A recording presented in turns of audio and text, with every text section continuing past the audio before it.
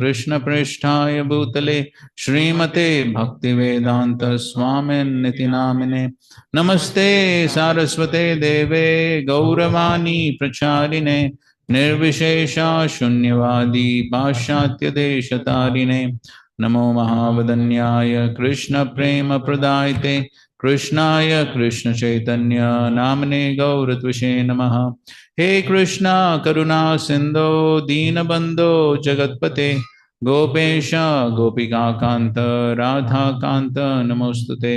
तप्त कांचन गौरांगी राधे वृंदावनेश्वरी वृषभानुसुते देवी प्रणमामि हरिप्रिये।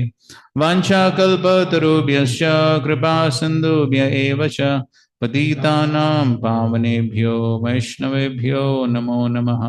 जय श्री कृष्ण चैतन्य प्रभु नित्यानंद श्री अद्वैत गदाधर शिवासादि गौर भक्तवृंद।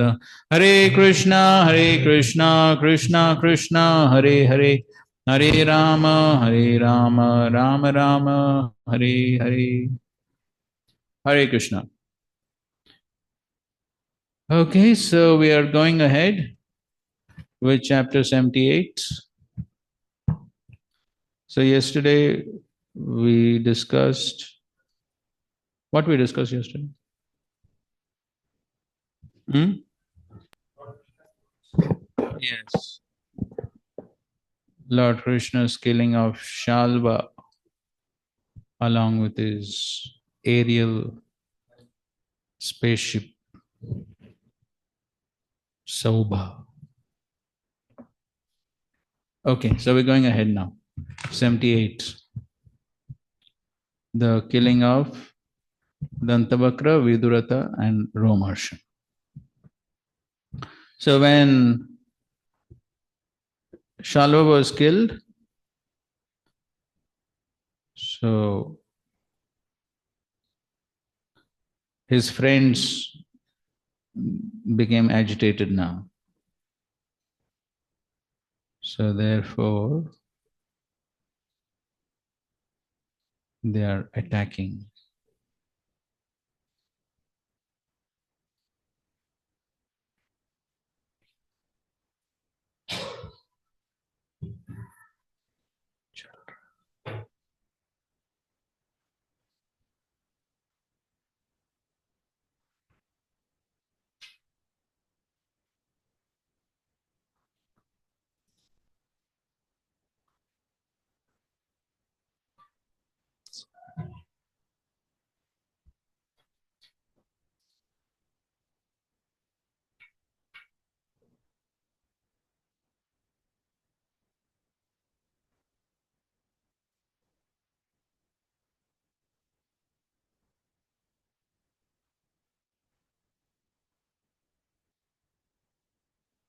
Mm-hmm.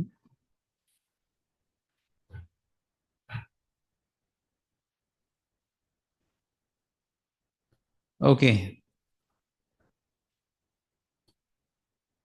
10th canto, 78th chapter, verses 1 and 2.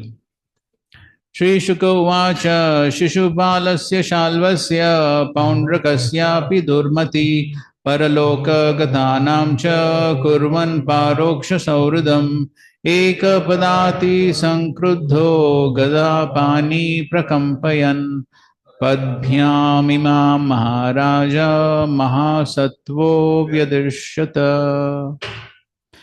Shukdev Goswami said, acting out of friendship for Shishupal, Shalva and Poundrak, who had all passed on to the next world, the wicked Dantavakra appeared on the battlefield in a great rage, O king. All alone on foot and wielding a club in his hand, the mighty warrior shook the earth with his footsteps. Can you please close the door? So here it is mentioned Saurudam. Saurudam. So this is also friendship. Good friends, right? Good friendship. So this is also called friendship. But what is the use of this friendship? Such friendship is only for destruction. So therefore, one must have the right type of friends. We already discussed something about association. So one must be careful about whom one associates with. Otherwise, one becomes what one associates. So this is also called Saurdam, friendship. So Dantavakra came to attack Krishna. Okay, now you can begin to read. Seeing Dantavakra approach, Lord Krishna quickly picked up his club, jumped down from his chariot, and stopped his advancing opponent just as the shore holds back the ocean. Okay, short purport you can read. Srila Prabhupada writes, when Krishna appeared before Dantavakra, his heroic march was immediately stopped, just as the great furious waves of the ocean are stopped by the beach. Next. Raising his club, the reckless king of Karusha, said to Lord Mukunda, what luck to have you come before me today. Srila Sridhar Swami explains that after having waited for 3 lifetimes, Dantavakra, formerly a gatekeeper in Vaikunta, could now return to the spiritual world. Therefore, the transcendental meaning of this statement is, how fortunate I am that today I can return to my constitutional position in the spiritual world. In the next verse, Dantavakra will refer to Krishna as Matulya, a maternal cousin. Dantavakra's mother, Shrutashrava, was the sister of Krishna's father, Vasudeva. So here he is saying, Dishtya. He's saying, how fortunate. So whenever the asuras, they criticize the Lord or his devotees, then the acharyas always give another meaning. Of course, here in the purport, it's already mentioned. But just to read Vishnu Chakra's commentary on the verse, Dantavakra born in Karusha. So therefore, it said, Karusho. Raised his club. The hidden meaning of the verse is as follows. His arrogance gone. Durmadha. So they're giving another meaning of Durmadha. Of course, here in the direct meaning is intoxicated by foolish pride. But another meaning is his arrogance gone. Spoke to Mukunda, giver of liberation, who would give him liberation in his third birth. Now, in this third birth, due to the curse of a Brahmana, I am seeing my master who gives liberation. This is very, very auspicious. Dishtya is repeated twice in jubilation. So, similar to what is mentioned here. Okay, fifth. Tvam matuleyo na Krishna mitra dhrunmam jigamsasi atastvam gadaya manda hanishye vajra kalpaya. You are our maternal cousin, Krishna, but you committed violence against my friends, and now you want to kill me also? Therefore, fool, I will kill you with my thunderbolt club. Purport. The Acharyas have given the following alternate grammatical division of the third line of this verse. Atastvam gadaya manda. Gadaya manda. Amanda. Gadaya amada. In which case Dantavakra says, my dear Lord Krishna, you are Amanda, not foolish, and therefore with your powerful club you will now send me back home, back to Godhead. This is the inner meaning of this verse. So that Gadaya Manda, so that can join with Manda becomes Amanda. Okay, so Vishnu Chakra's commentary on the verses, Dantavakra's mother, Shrutashrava, was a sister of Vasudeva. Thus, he is Krishna's cousin on his mother's side. Therefore, he is addressed as Matuleya. Though you are my lord, you have now appeared as my cousin. It is proper that you desire to kill me, who is envious of his own cousin. O intelligent one, Amanda, striking me with your club, Kaumoduki, which is like a thunderbolt, I will attain you. Hanish Hanishye Vajra Kalpaya. So Hanishye, the direct meaning is I will kill, but the another meaning he gives is I will attain you. Describing your club in this way is to attract the common people. Actually, however, killing me, who in comparison am very insignificant, the Thunderbolt Club will reveal your personal strength. Okay, so another meaning is with his Thunderbolt Club, Vajra Kalpaya, he will liberate Dantavakra.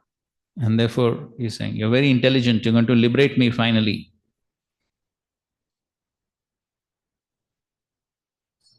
Sixth, Taryananyam Upaimya Agya Mitranam Mitravatsalah Bandhurupam Arim Hatva Vyadhim Deha Charamyatha. Then, O unintelligent one, I, who am obliged to my friends, will have repaid my debt to them by killing you. My enemy, disguised as a relative, who are like a disease within my body. According to the Acharyas, the word Ajna indicates that in comparison to Lord Krishna, no one is more intelligent. Further, the word Bandhu Rupam indicates that Lord Krishna is actually everyone's true friend. The Vadim indicates that Lord Krishna is the super soul, the object of meditation within the heart, who takes away our mental distress.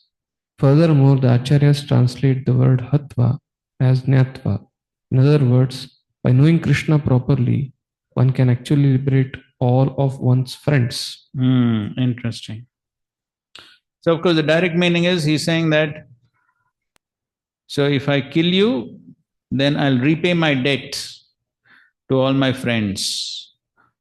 Anrunyam Upaimi.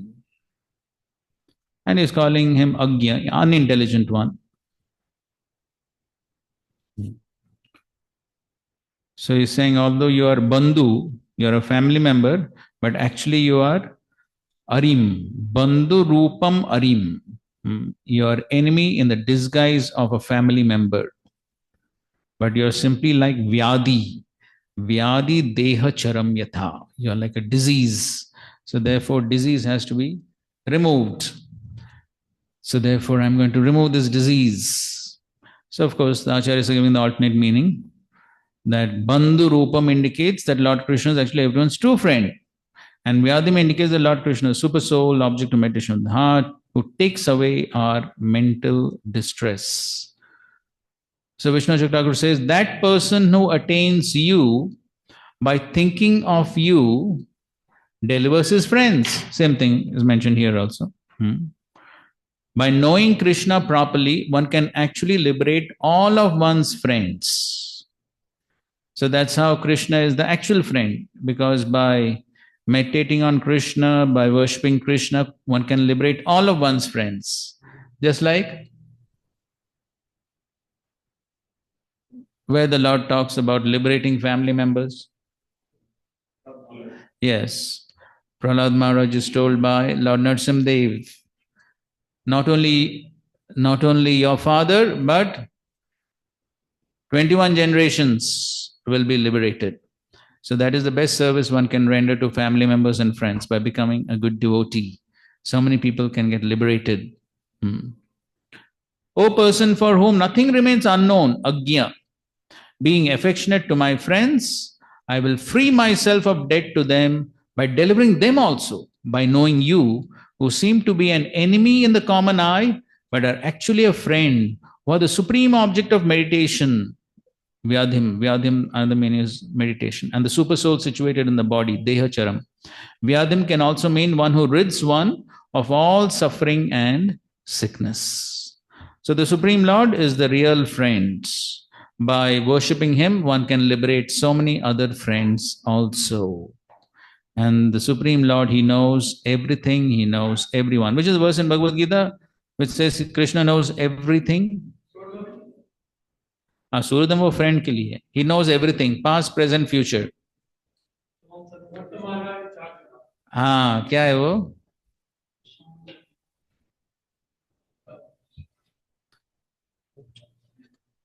7th chapter, 26th verse.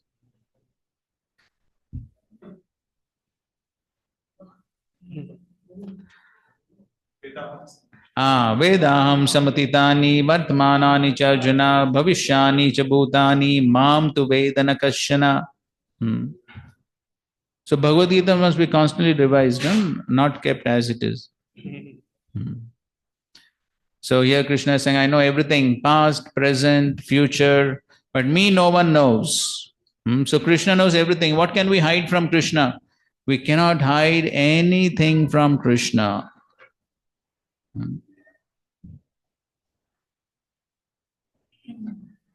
Theoretically we know it, but that realization does not come so easily.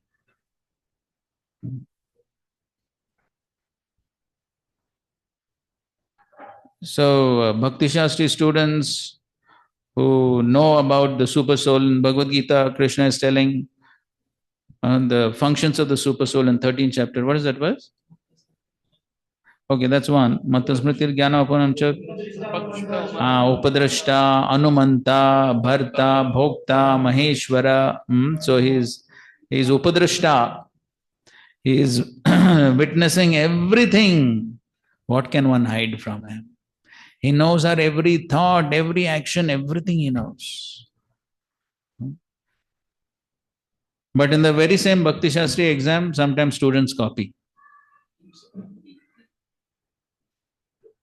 So they're writing about the super soul, that only they're copying. Yes. Yes, without his sanction, nobody can do anything. That is true. So therefore, theory is one thing and realization is another thing. And we'll come to that discussion after some time. Mic लो वो online सुनाई दें यहाँ एक है. Yesterday Maharaj was talking about I don't know that there's a reference for this, that somebody is a neophyte devotee, then 4 generations are delivered. Somebody is a Uttam Adhikari, then 21 generations are delivered. Something like that. He was speaking yesterday in class. That way. And regarding this Dantavakra, we know this Shishupala and Dantavakra. So about Jagai Madai also, is there any reference for it? Jagai Madai, somebody told me, I've yet to personally see it. I didn't actually check it, but somebody told me the reference is there in Chaitanya Bhagavat, that Jay and Vijay continue as Jagai and Madai. Maybe somebody can search in Chaitanya Bhagavat. But that's what some devotees told me. I'm yet to verify that.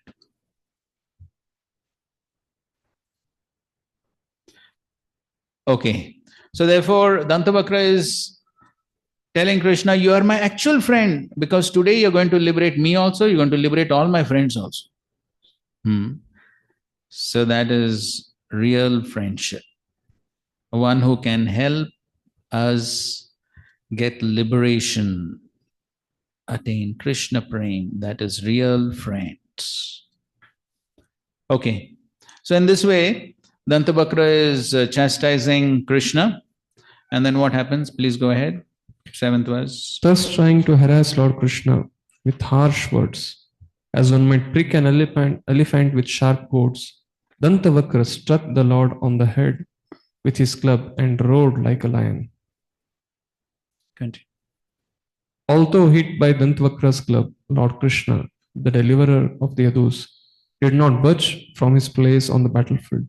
Rather, with his massive Kaumodaki club, the Lord stuck Dantavakra in the middle of his chest. His heart shattered by the club's blow, Dantavakra vomited blood and fell lifeless to the ground, his hair disheveled and his arms and legs sprawling.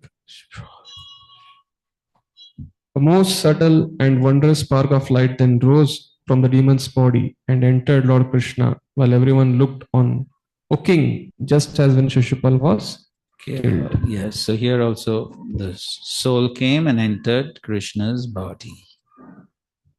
Dantavakra finished, dead. Krishna भगवान की जय। हाँ, बहुत जल्दी खत्म हो गया ना. In comparison to Shalva there was big fight, but Dantavakra one blow finished. He came al.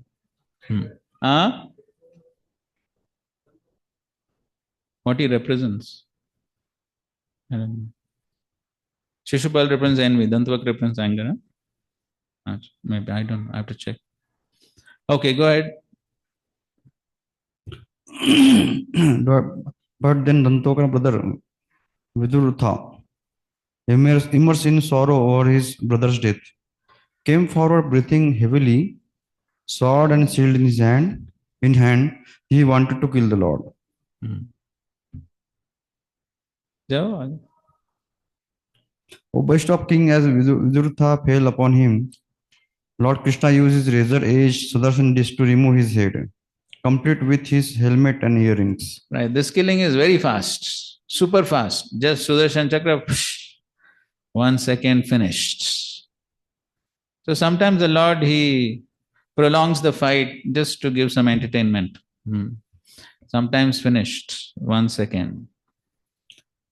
Okay, next. Having thus destroyed Salva and his Sobha airship along with Dantavakra and his younger brother, all of whom were invincible to before any other opponent, the Lord was praised by demigod, human being, and great sages, by Siddhas, Gandharvas, Vidyadharas, Mahoragas, and also by Apsaras, Pitas, Yakshas, Kinnaras, Charanas. As they sung his glories and showered him with flowers, the Supreme Lord entered his festively decorated capital city in the company of the most eminent Vishnus. Yes, so he was praised by all these people, and then the Lord entered Dwaraka. 16. Evam Yogeshwara Krishno Bhagavan Jagatishwaraha Iyate Pashu Drishtinam Nirjito Jayatiti Saha. Pardon? Thus, Lord Krishna, the Supreme Person of Godhead, the Master of all mystic power and Lord of the universe, is ever victorious. Only those of beastly vision think he sometimes suffers defeat. Right. So this is like yesterday's discussion also. How the Lord can never be defeated. So only those who are Pashu Drishtinam, they think that the Lord can be defeated, Nirjita. Otherwise, the Lord is always victorious because he is Yogeshwara. He is the master of all mystic powers. He is Bhagavan. He is Jagatishwaraha. So therefore, he is always Jayati. He can never be defeated. Now, Srila Vishwanath Chakra Thakur gives elaborate commentary on this verse of the Bhagavatam. And here in the BBT's book also they put the whole commentary, which essentially is describing what happens after that, after the killing of Dantavakra. So there's a description of how Krishna goes to Vrindavan. He goes to Vrindavan, meets all the Brajvasis, he spends time with them, he performs all his pastimes as before for 2 months, and then he sends them back to Vaikuntha. So that is the entire description which is given. So if you read the whole thing, it's going to take quite some time. And well, it is just facts and figures, basically. Right? So it's not something which can be discussed and some speculation and all that. No, it's just facts. Okay, this happened. What was his age? Krishna's age?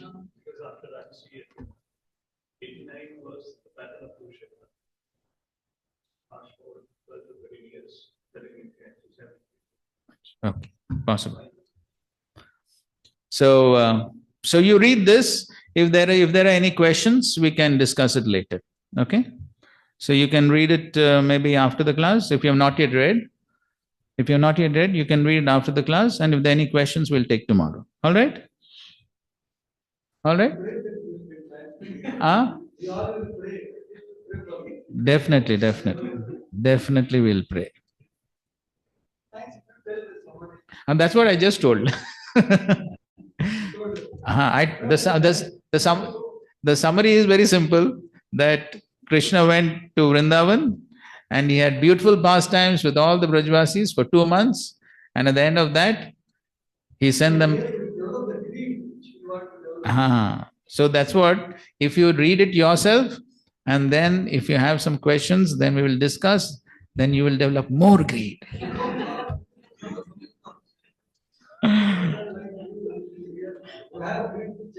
So tomorrow, if you come up with some questions, then we'll be forced to read.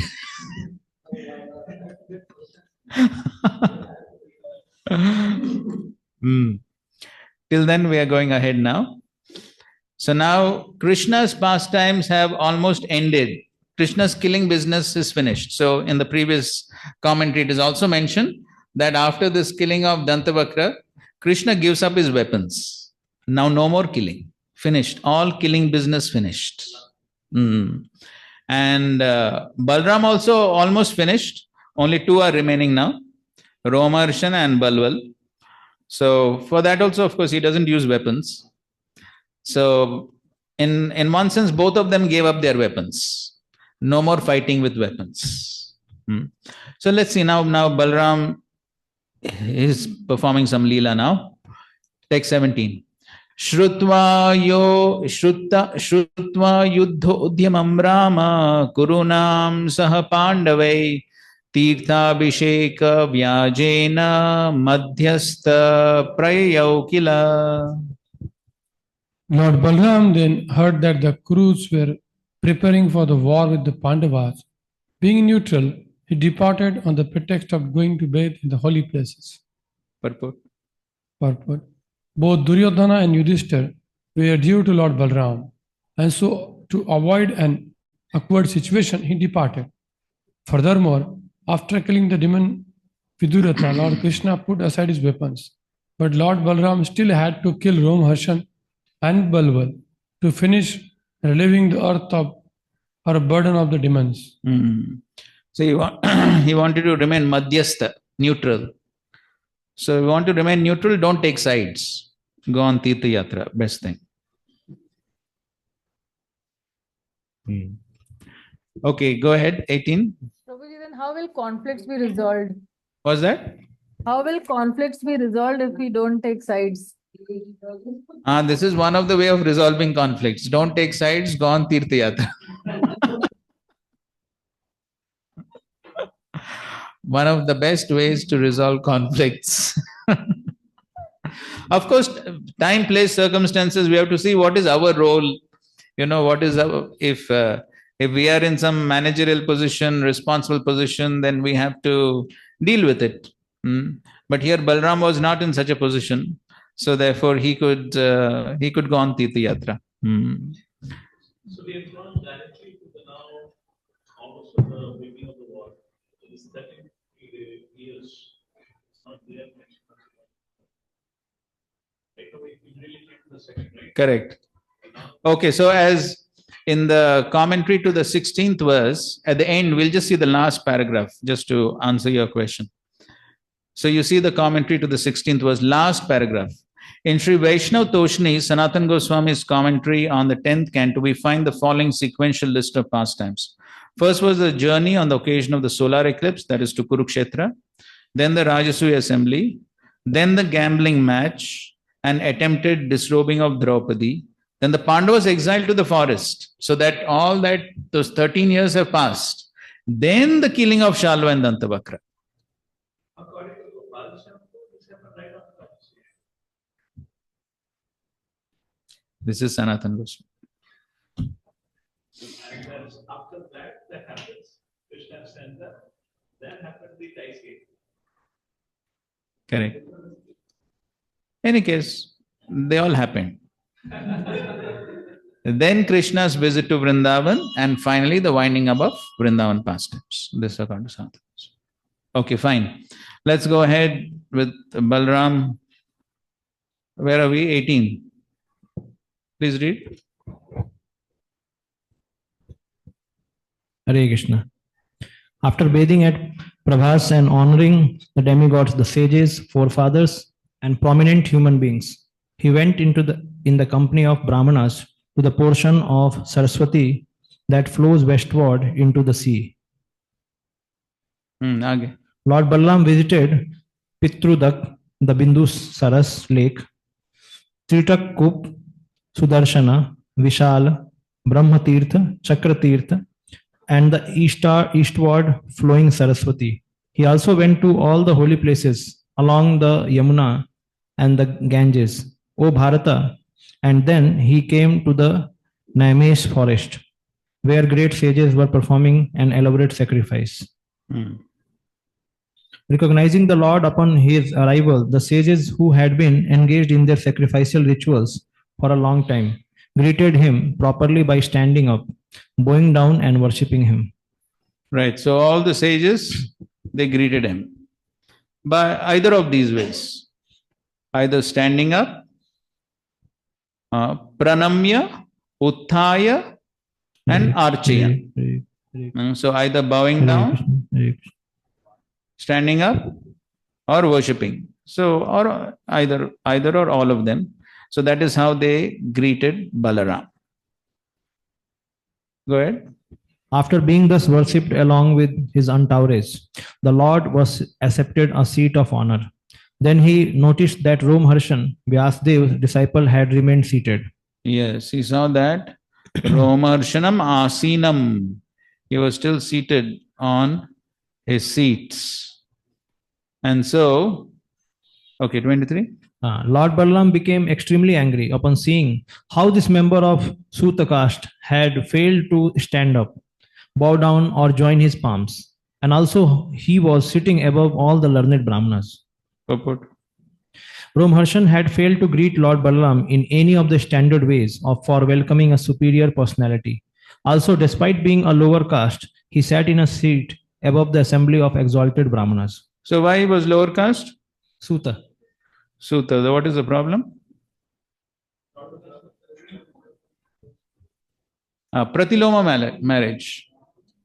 Pratiloma marriage is boy of a higher caste, boy of a lower caste, wife of a higher caste. So that means Kshatriya father and Brahmana mother. So, or any other combination like that. So that is Pratiloma marriage. So therefore is Suta caste. So apparently lower caste. But he still remains sitting. And whereas all the other Brahmanas were sitting on a level below him and they all stood up to greet Lord Balaram. So now Lord Balaram is saying, what is he saying?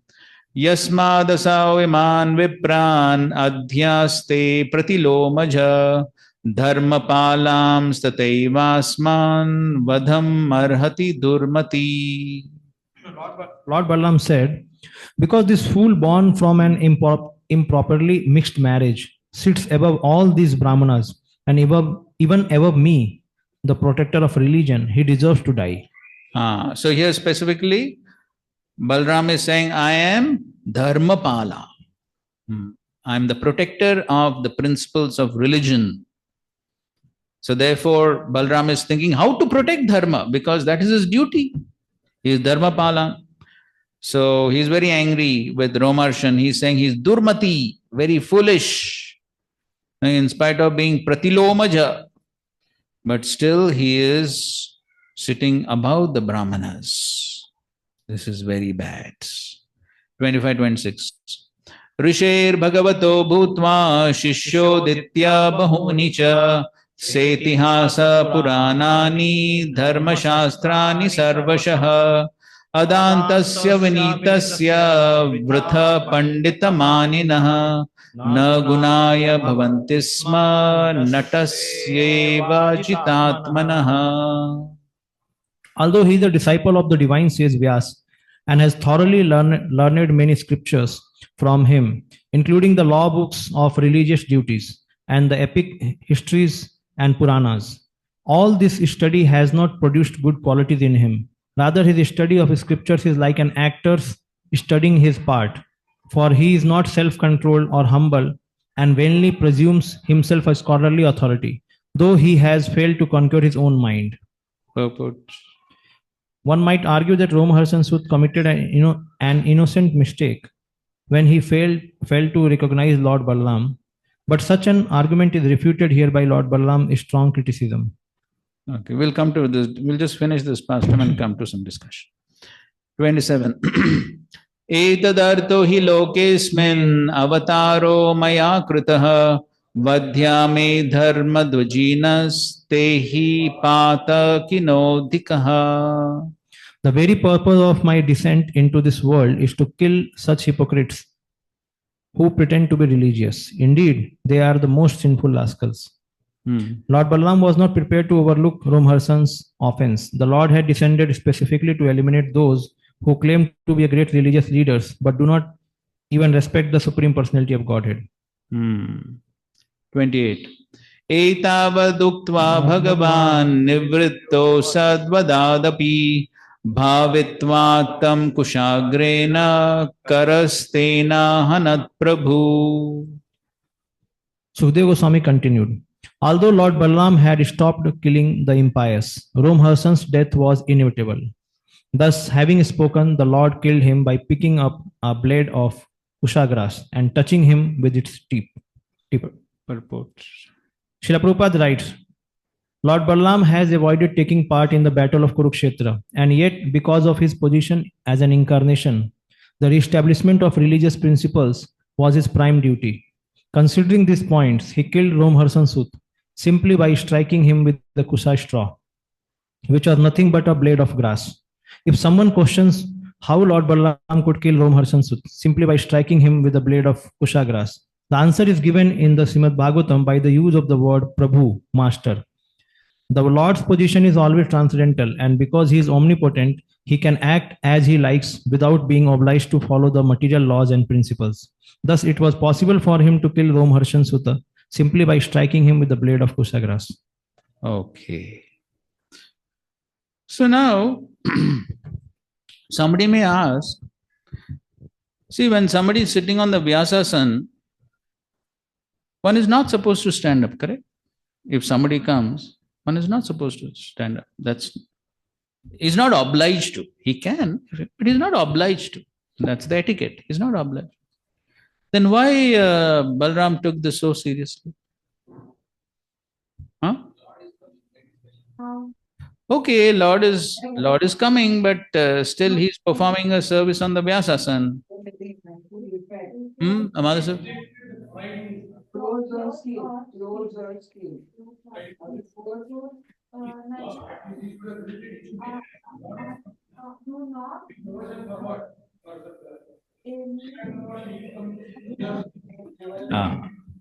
Right. So some form of respect should have been there. And so as it is mentioned 3 ways, at least some folding hands, bowing down, something should have been there. Nothing was there. Of course, it's not necessary that he should run. And when the Lord has come there, where he will run?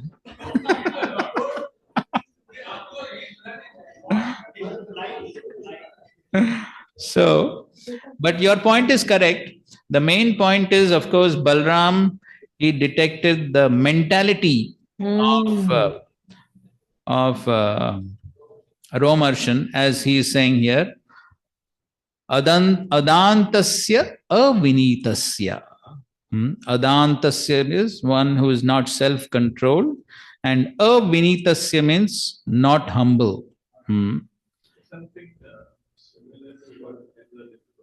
What's that? Not offering respect when it is due. Hare Krishna. But not offering respect when it is due is almost as close to ignoring that person, despite Correct. seeing him.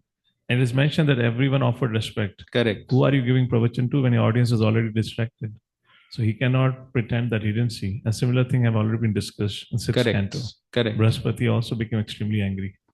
Yes, Brihaspati, of course, he understood this person is too proud, and he just walked off. He didn't say anything. Not offering respect when it is due, it was very clear it's a sign of pride. Correct. There was nothing else needed to decode. Yes, that's true. So, So therefore, Lord Balram is saying, Vritha Pandita Manina.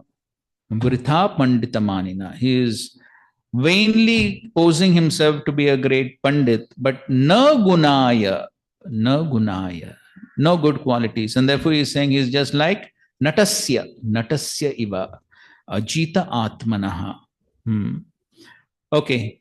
So, now, he's such a scholarly person, as Balram himself is saying here. Setihasa, Puranani, Dharmashastrani, Sarvasha. He knows all this. But why the good qualities did not develop? So the question is, the question for everyone's contemplation. Okay, please, online. Online, how many are there today? 13. Good. So, question for contemplation is, so why, in spite of knowing Shastra, one may not develop good qualities? What could be some of the reasons? Maybe you can think for 2-3 minutes. Individually, you can think, contemplate. If you want, you can discuss with your neighbors. Why, in spite of knowing Shastra, even Indra knows Shastra, right? He's the king of the Devatas, definitely knows Shastra. So why, in spite of knowing Shastra, the good qualities may not develop? What could be some of the reasons? So please think about it. You can note down a few points.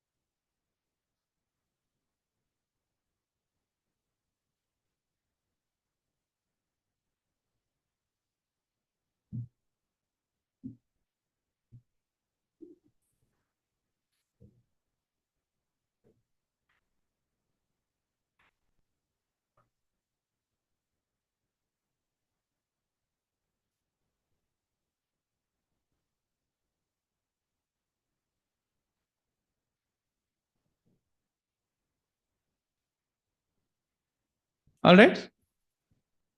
Okay, let's begin with online. Maybe you want to note a few points? Prabhuji, Okay, we'll just discuss others. Okay. Prabhuji, the first thing is wrong attitude only. The attitude is only wrong because an advanced devotee who is in Krishna consciousness, he will be like a Goswami. And Rupa Goswami said advancement in Krishna consciousness depends upon the attitude of the follower. So the first thing is a wrong attitude. Okay, so wrong attitude results in what? Wrong, when our attitude is only wrong, it results in pride. It results in wrong also perceptions about others, that I am great, others are not great. Okay, fine. Okay, a wrong attitude could lead to pride. Okay, essentially. Okay, fine. A wrong attitude. Okay, wrong attitude. Okay, fine. Some other, we'll take 2-3 more points online before coming here. Yes, Wrong association. What's that? Wrong or bad association. Bad association. What happens because of bad association? Like Dhritarashtra, he was knowing that what is correct, what is wrong, or he was taking advice from Vidura, but he was attached and he had wrong counseling. Dhritarashtra. Okay, fine. So yes, definitely bad association. Association plays a very vital role. Okay. Lack of bhakti, because bhakti only produces good qualities. Only just by learning the scriptures, one doesn't develop good quality. Only bhakti to Guru and Krishna, yasyasi bhakti bhagavati kanchana, then the good qualities develop. Otherwise, a person remains on a mental platform, even reading the scriptures. So somebody is studying the scriptures. How can there not be bhakti? They may lead on a more analytical platform. They've not had that humble devotion towards Supreme Lord. Here, Balram is coming, and he doesn't have a devotion to Balram. So he would have read that Krishna and Balram are the same person, but he did not show any devotion to Balram. So because of the Gyan. So what does devotion mean? Bhakti means respect, love for the Supreme Lord, and which is missing in its case. Okay, fine. Okay, that's good point. So lack of bhakti. Lack Prabhu, of- lack of practice and restraint. Abhyasena vairagyena. Lack of what type of practice? Practice of, like, say, reading the Bhagavatam daily and practice it. So, We are talking about somebody who's reading Bhagavatam daily. one sec, I am sorry. Putting it into practice. Putting it, what we read, we don't put into practice.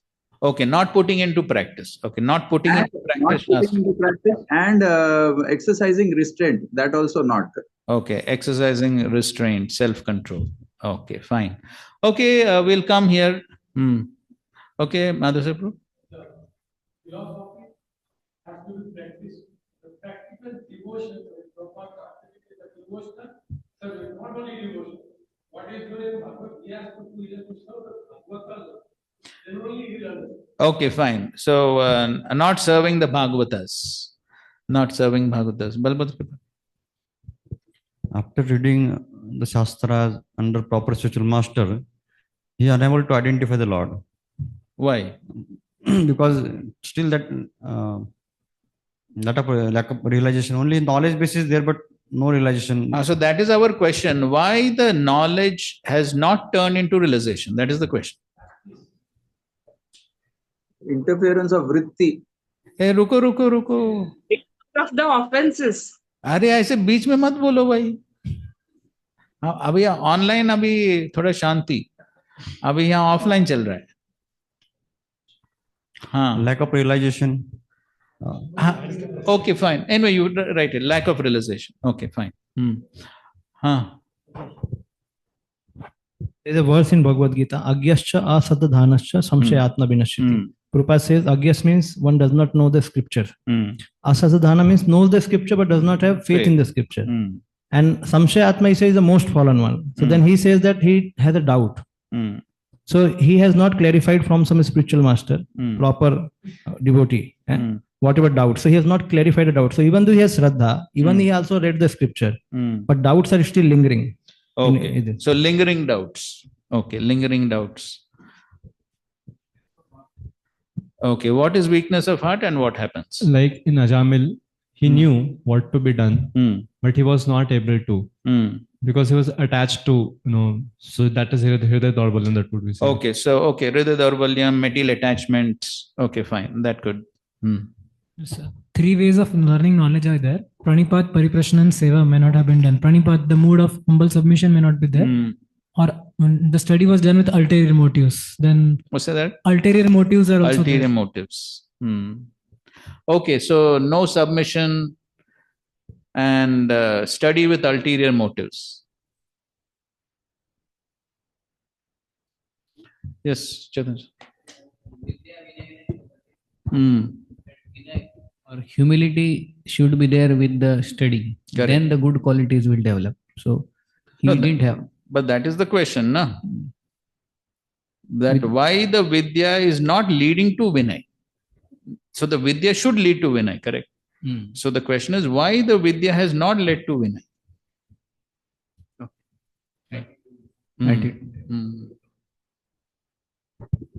One thing that I can think is of Vaishnava Aparadh. Yes, that could be one prominent factor. Because of which it's just covered over. Yes, Vaishnava Aparadh. Is there any previous incident? Just want to know. We'll discuss.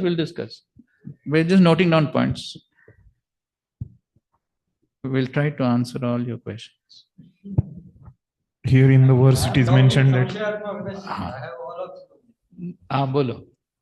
He was not sense controlled. It is mentioned in the verse. Correct. So because of that, he didn't get well. He was not humble. Like that it is mentioned. Right. He has not controlled his mind. Okay, not controlling the mind. Okay, that could be one. Okay, any other reasons online?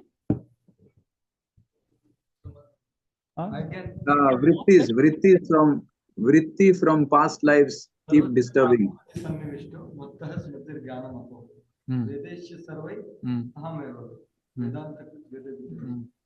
knowing Shastra and knowing purport of the Shastra is different. So he didn't knew the goal of Shastra. Okay. Okay, so you didn't know. Correct. He might know a lot of things, but Hmm. purpose. Okay, he didn't know his goal.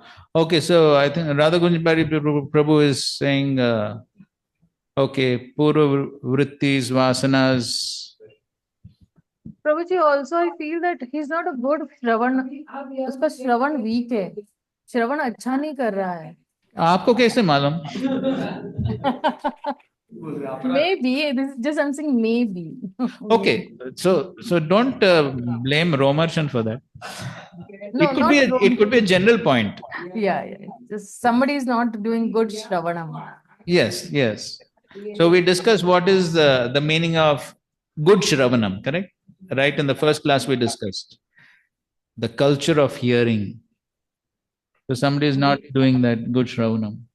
Like selective hearing, there can be selective reading. Yes, okay, fine. So not good hearing, with that same point, selective listening, selective reading. What? No, we are not talking only about Romarshan. We are talking in general. We are talking in general of why knowledge may not lead to realization. Huh? Somebody else is saying? Lethargy regarding the rules and regulations. Okay. Negligence and lethargy regarding the rules and regulations. Rules and not knowing the rules and regulations. Not following rules and regulations. Yes. Negligence and lethargy. Negligence of rules and regulations. The bija of Shadritis have not been burnt. Weeds. Okay, weeds. Lot of weeds. Bija. Oh, bija. Okay, sinful desire seeds. Bija. Bija, weeds. So all these could be causes. Okay, fine. Ruko. Actually, I don't know speculation. He has not studied Bhagavatam. It is not yet spoken. So, if he studies Bhagavatam, it seems that one should become humble. That's what is written in Bhagavatam. Anyways, we are not, of course. So this point we have already put now. Bhagavatam, talking not any other scripture. Okay, not doing good. Different scripture than also. Okay, fine. So you can put that. No. He has not. Anyways, we are not discussing only about Romarshan. We are discussing the point in general. Okay, fine. Thank you. Thank you. Okay, so that's a good list of various reasons why one may hear and read a lot of scriptures, but still one may not develop the good qualities. In this connection, we would like to refer to one of Srila Prabhupada's very beautiful purports on this topic. Very precise and very clear. Please open Bhagavad Gita. So you'll have to on this, huh?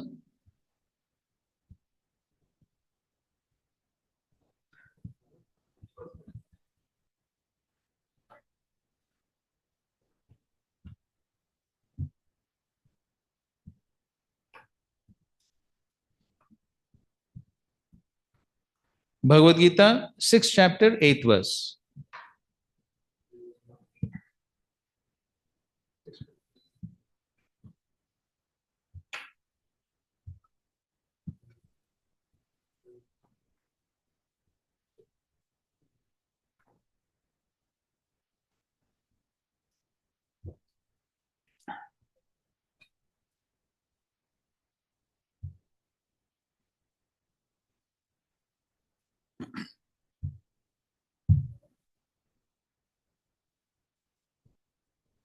Okay. So, okay, you're sharing. Okay, so somebody can recite the verse, read the translation and the purport.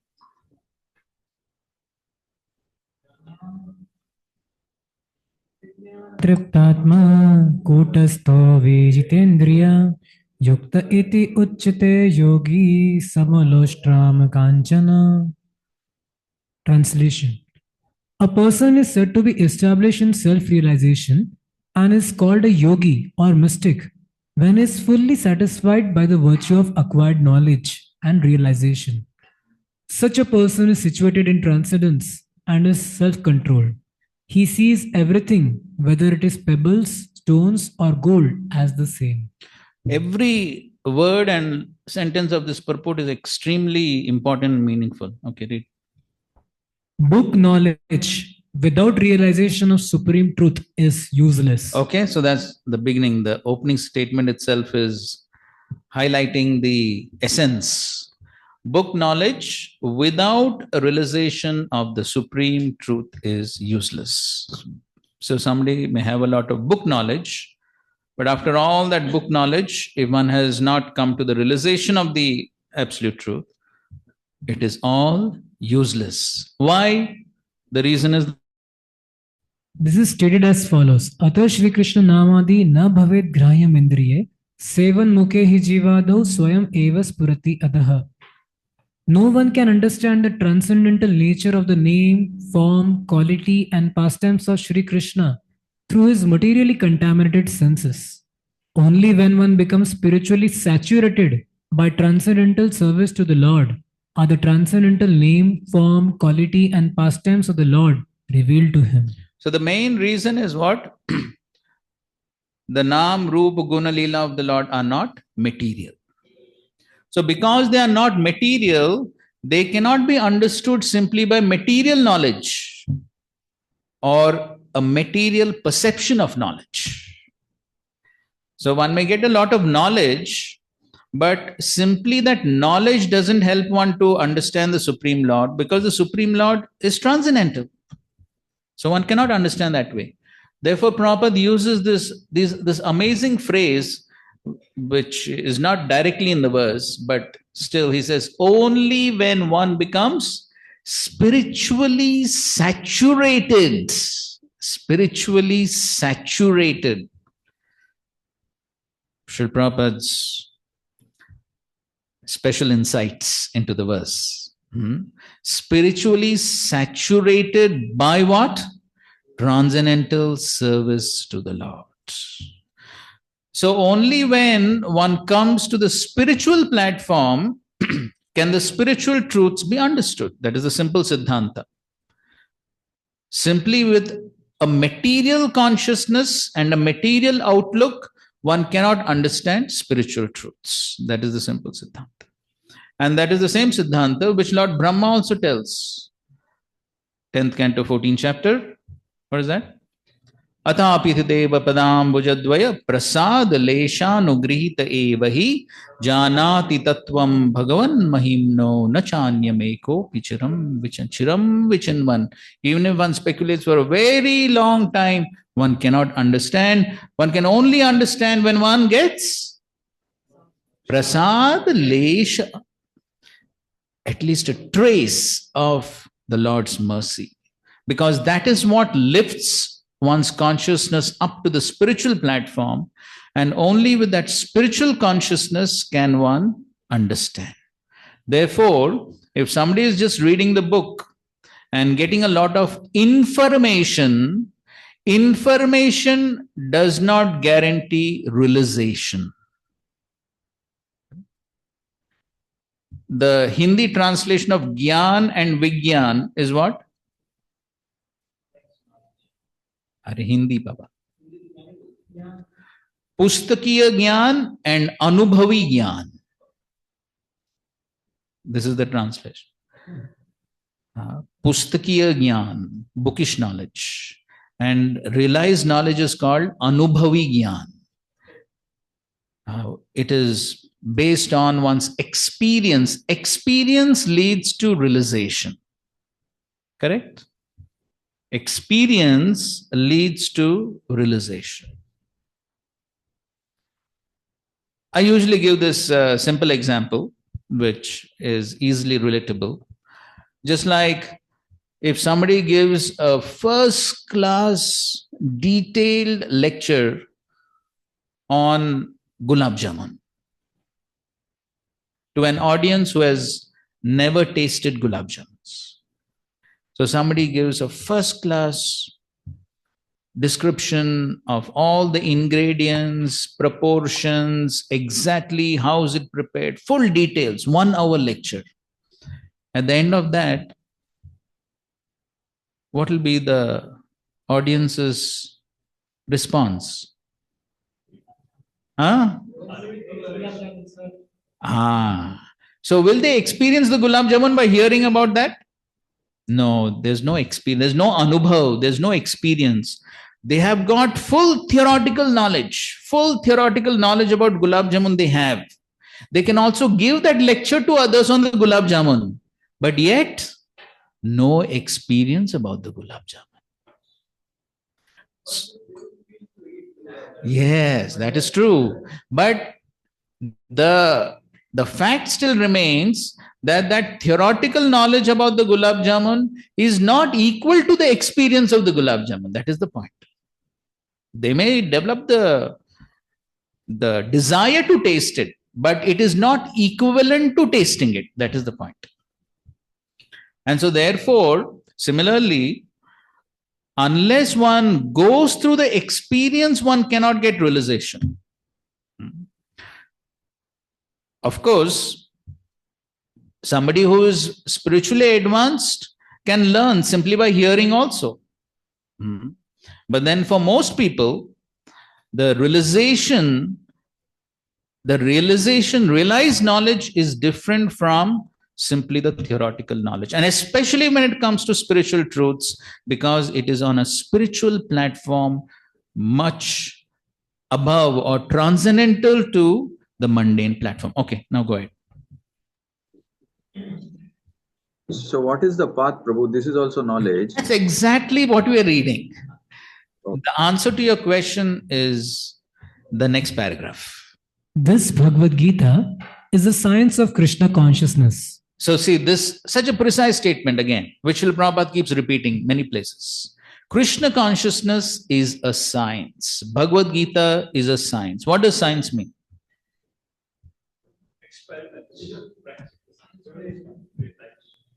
The logic behind. Aim, objective, theory, conclusion, apparatus. Yes. Huh? Huh? No, we are asking a general definition of science. Knowledge of the workings. Verifiable. Yes. There is knowledge which is verifiable at all times. And the result will be also the same at all times. That is science. That is why Srila Prabhupada blasphemed the scientists, because they're saying one thing today and tomorrow another thing. That is not science. That is speculation. Science means there is theory, verify it, and then the result has to be the same. At all times, places, whoever does the experiment, it has to be the same. And Prabhupada's famous example, hydrogen plus oxygen is equal to water. So, similarly, Krishna consciousness is a science. It is not simply theory. Somebody puts it into practice in accordance to all the various parameters that have been mentioned. When one properly practices, the result is guaranteed. That is science. Okay, go ahead. This Bhagavad Gita is the science of Krishna consciousness.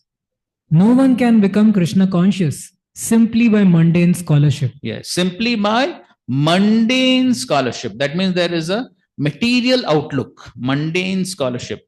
I'm sure everyone knows that pastime of His Holiness Naranath Maharaj and the person who did PhD on Jaydev Goswami's Geet Govind. Everyone knows?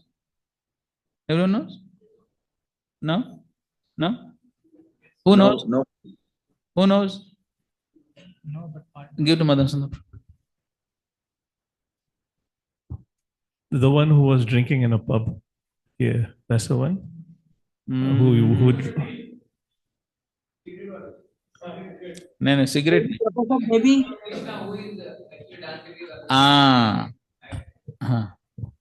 he has done PhD on Jayadeva Goswami's literature, but he tells to Maharaj that you really believe in Krishna who actually dance with others' wives. There is such a, So this person has done a PhD in Jayadeva Goswami's Geet Govind. He says, I know all the pastimes of Radha and Krishna. Obviously, he has done PhD, yes to know. So he's done all the pastimes of Radha Krishna, and so he's speaking with Maharaj, and then he says, after reading all these pastimes of Radha and Krishna, I really want to know from you, how can you worship such a person as the Supreme Lord? That is his question. After his PhD, what is the use of his PhD?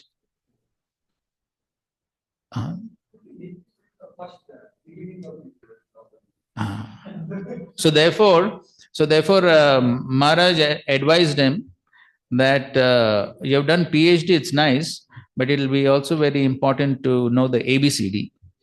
And so therefore, humbly suggest that you read the second chapter of Bhagavad Gita. That was Maharaj's suggestion. And anyways, he said, I have some work to do, and he went off. So the point is that, that's the point which Prabhupada is writing here. No one can become Krishna conscious simply by mundane scholarship. So mundane scholarship means one is simply getting a lot of information. Information is very easy to get these days, correct? Google, everything. Whatever information one wants is easily available. Next. So where does the faith come from, Prabhu? Where Hold on. Be patient. Everything is being revealed in this one purport. No one can become Krishna conscious simply by mundane scholarship. One must be fortunate enough to associate with a person who is in pure consciousness. See the precision of Prabhupada's writings. One must be fortunate enough. Brahmanda Brahmite Kona Bhagyavana Jeev. The association comes only by good fortune. One must be fortunate enough to associate. In today's class also, Maharaj was telling, association with one who has laulyam. So same thing here also. Associate with a person who is in pure consciousness. So if one associates with the person in pure consciousness, so the next question may arise, what does association mean? What does association mean? अरे online बोल सकते हैं? To associate with the instructions and follow the instructions of that person. Okay, that's one of the vital ways to associate. That is to get instructions, follow instructions. Opening the heart. To serve, yes. To open one's heart exactly means what? Some heart surgery. Okay, okay, fine. Okay, having faith in the person. If one has faith in the person, then one follow his instructions. One should be ready to accept the knowledge from the perfect person. Yes, accept the knowledge, follow the instructions. That is the real meaning of association. Not that, okay, we heard the class today. It was a nice class. Nice class. So, people sit in classes and do 100 other things these days, especially online classes.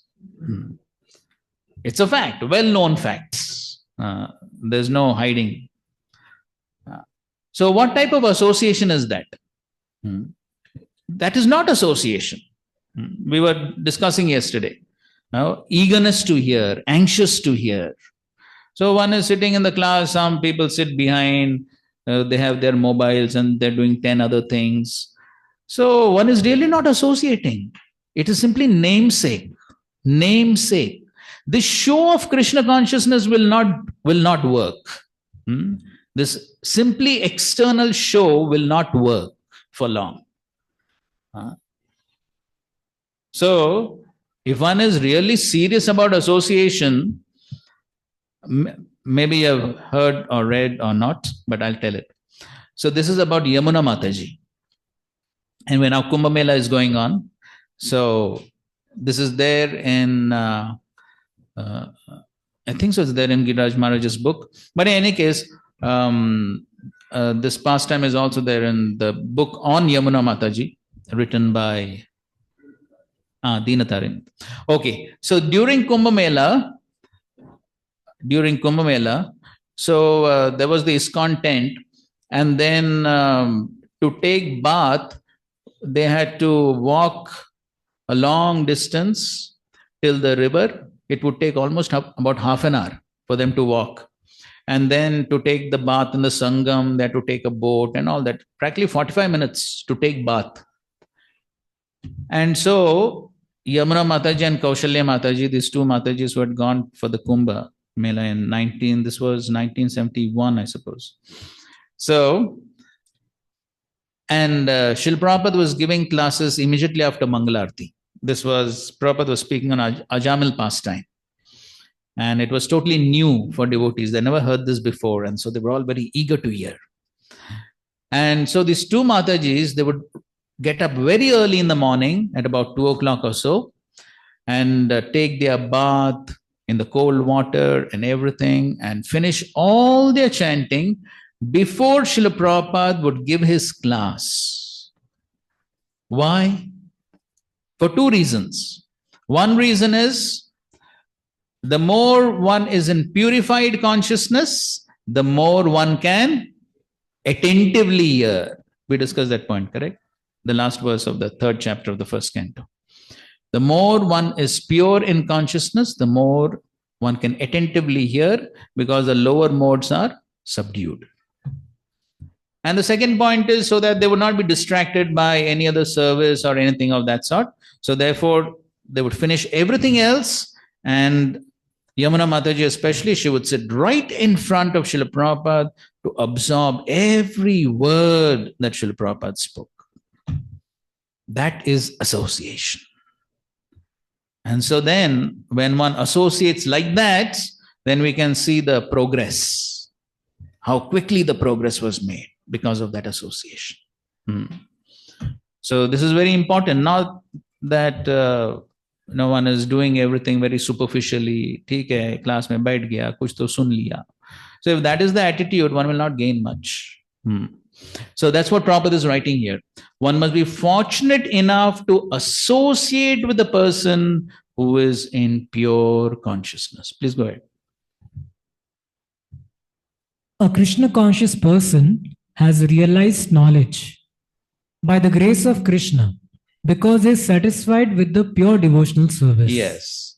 So now this is the answer to how one gets realized knowledge. A Krishna conscious person has realized knowledge by the grace of Krishna. That is how one gets realized knowledge. The realized knowledge comes by the grace of Krishna. We can get theoretical knowledge, but realization is a gift of Krishna. By the grace of Krishna, one gets realized knowledge. Why? Why Krishna gives that realization to that devotee? Because he is simply satisfied with pure devotional service. He doesn't want anything else. Because that is the quality of the devotee's devotional service. Therefore, Krishna gives that realization. Then what is the result of that realized knowledge? Next sentence. By realized knowledge, one becomes perfect. Yes. By realized knowledge, one becomes perfect. That is the only way to become perfect. One has to have that realized knowledge. Okay? By transcendental knowledge, one can...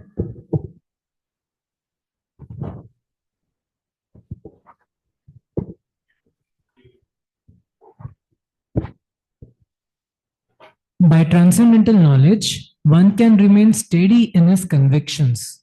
But by mere academic knowledge, one can be easily deluded and confused by apparent contradictions. Yes. This is an important result of theoretical knowledge and realized knowledge. By realized knowledge, by transcendental knowledge or realized knowledge, one can remain steady in his convictions. Just to extend that same analogy of the gulab jamun. So if somebody has tasted the gulab jamun and is convinced about the taste of gulab jamun, even if he's woken up in the middle of the night, he has no doubt about the taste of gulab jamun, right? And even in the middle of the night, if he's told now gulab jamuns are being served, Most probably he'll immediately get up. So, why? Because he has full realization about the taste of gulab jamuns. So, similarly, one who has realization about Krishna consciousness, no one can delude him. Just like Srila Prabhupada in quite a few of his lectures, he says, my disciples, even if you give them 1 crore rupees, they will not go to watch the mundane movies. Prabhupada is saying.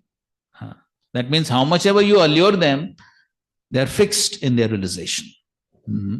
So they cannot be deluded and confused by apparent contradictions. So that is what will happen when one is fixed in that realization. But somebody who doesn't have that realization, simply has theoretical knowledge, then he can be allured, deluded by so many material allurements, confusion, so many things may happen if one does not have that realized knowledge. We'll just complete this.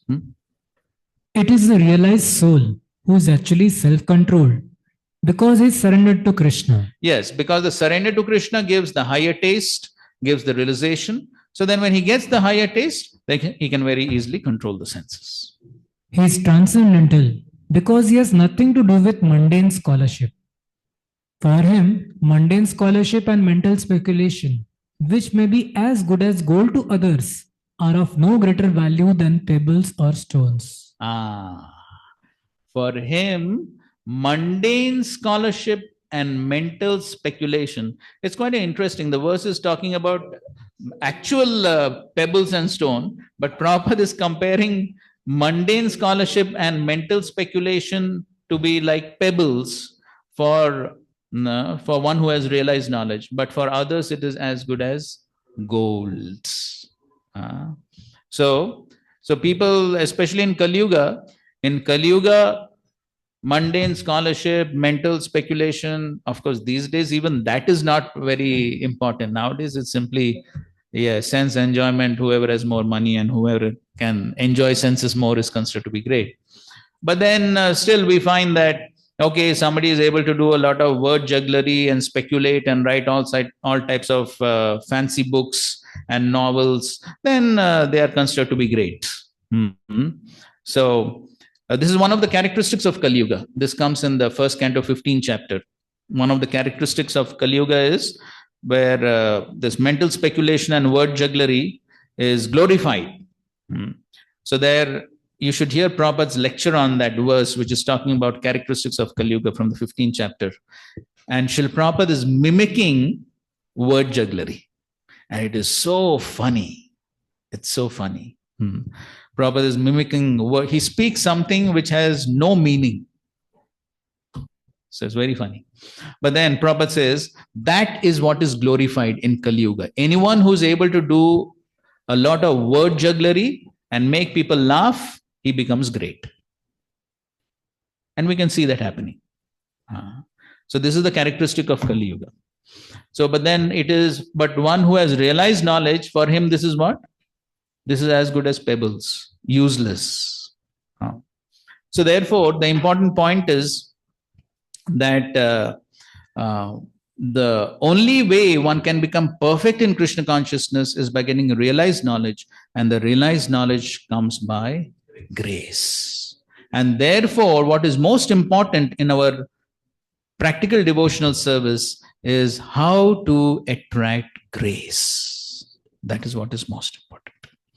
So one may do so many activities and so many services and so many things one may do, but at the end of the day, if one is not attracting grace, then it will not lead to this realized knowledge. Somebody may say, I will chant 64 rounds every day, I'll study the whole Bhagavatam every day, I'll do this, I'll do that. Okay, you can do all that. But if it is not attracting grace, if it is not in accordance to instructions of the spiritual master and the Vaishnavas, if it is not pleasing to Guru and the Vaishnavas, then I may do all this. But if the grace is not being attracted, then what is the use? So we all know the story of that one devotee in Mayapur who went to chant 64 rounds against the instruction of Srila Prabhupada. And the result was what? Yes, he was at a petrol pump. That was the result, in spite of chanting 64 rounds every day. So therefore, the path of bhakti is not dependent simply on our own endeavors. The endeavor has to attract grace. That is how one will get realized knowledge. So Arjun, if you wanted to ask something, no? Guruji, I'm asking, like you, when you say here realized knowledge, and here Prabhupada says, by transcendental knowledge one can remain steady in his convictions, but by mere academic knowledge one can be easily deluded and confused by apparent contradictions. So even if you find in ISKCON also, there are many contradictions above some certain philosophies.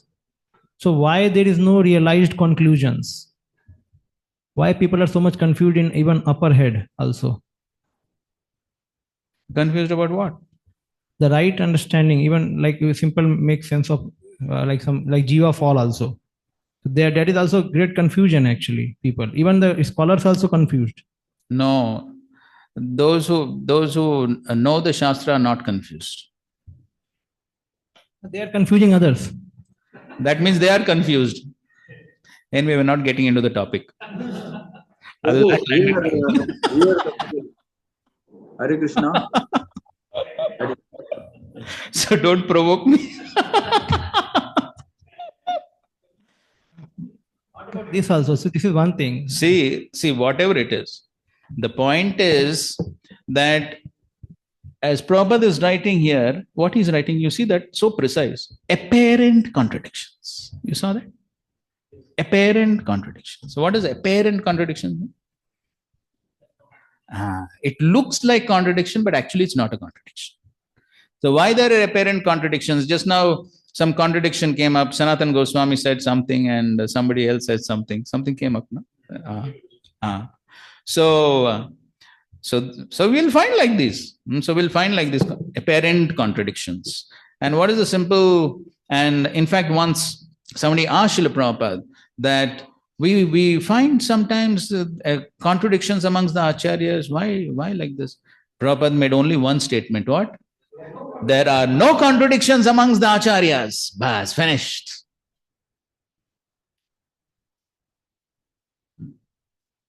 Finished. There was no further explanation of that.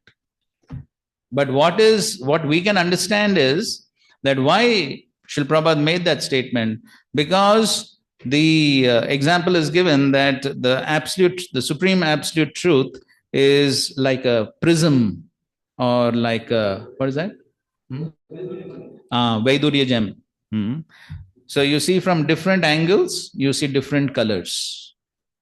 But ultimately it is the same substance.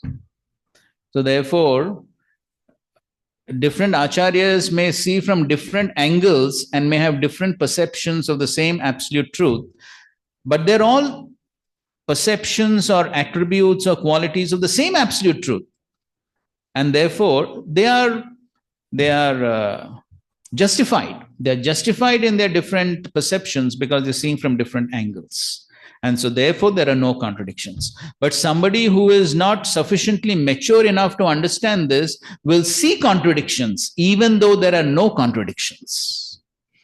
Therefore, it requires some maturity to understand these things. And therefore, it is best not to advise new devotees to read too many books. If new devotees read too many books, they will be confused by these apparent contradictions. Therefore, new devotees should not be advised to read too many books. Better they stick to Prabhupada books. Otherwise, they'll find all these apparent contradictions. Actually, there are no amongst the bona fide acharyas. We're not talking about those who are not bona fide. Even amongst the bona fide acharyas, we may find some differences, but that is bona fide because they are seeing from different perspectives, and we appreciate all perspectives of the bona fide acharyas. And we don't say that one is right and the other is wrong. That is not correct. So therefore, okay, so your question is answered. Chaitanya Mahaprabhu says to Kaji, in your scripture it says that cow should be killed, and in Veda it is said cow should not be killed. So then when this is a totally contradiction, and he says that it is a contradiction. So when somebody says this is not, and somebody says this is, so this is contradiction only. That is true, but now you're bringing in another subject matter. You're bringing in the subject matter of different religions. And again, that is not a contradiction, because again it is justified because they are given according to different time, place, and circumstances. So therefore, that is also justified. That is also not wrong. He says that that is wrong. See, we are not getting into details. Please try to understand the principle. The principle is that they're all apparent contradictions. They're all apparent contradictions. And so therefore, somebody who's fixed on the path of devotional service will not see any contradictions. He'll be able to resolve all contradictions. And even if there is something which is not understandable, he will say that, well, it's up to the acharyas. Well, that's fine. It's fine for them. And it's not that I have to get confused about the abhidheya. The abhidheya always remains the same. So therefore, one who is fixed, he has no problems. One more thing, this realized knowledge or perfect knowledge, it does not means a person knows everything, but he has faith that it is true, correct? Na? Yes, it is not possible for one to know everything. Krishna is unlimited. How can one know Krishna totally? It's not possible. But Prabhupada writes, if you want, you open Bhagavad Gita 10th chapter, text number 2 purport. Prabhupada writes, even the pure devotees know only something about Krishna.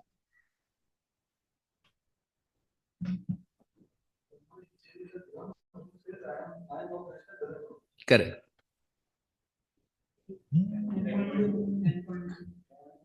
So therefore, it's not possible to know Krishna completely. In fact, in the second canto of the Bhagavatam, there's a description that even Krishna doesn't know himself completely. There is Prabhupada writes that beautiful statement, constant competition between increment and measurement. Because when Krishna tries to count his qualities, they've increased. So there's a competition between increment and measurement.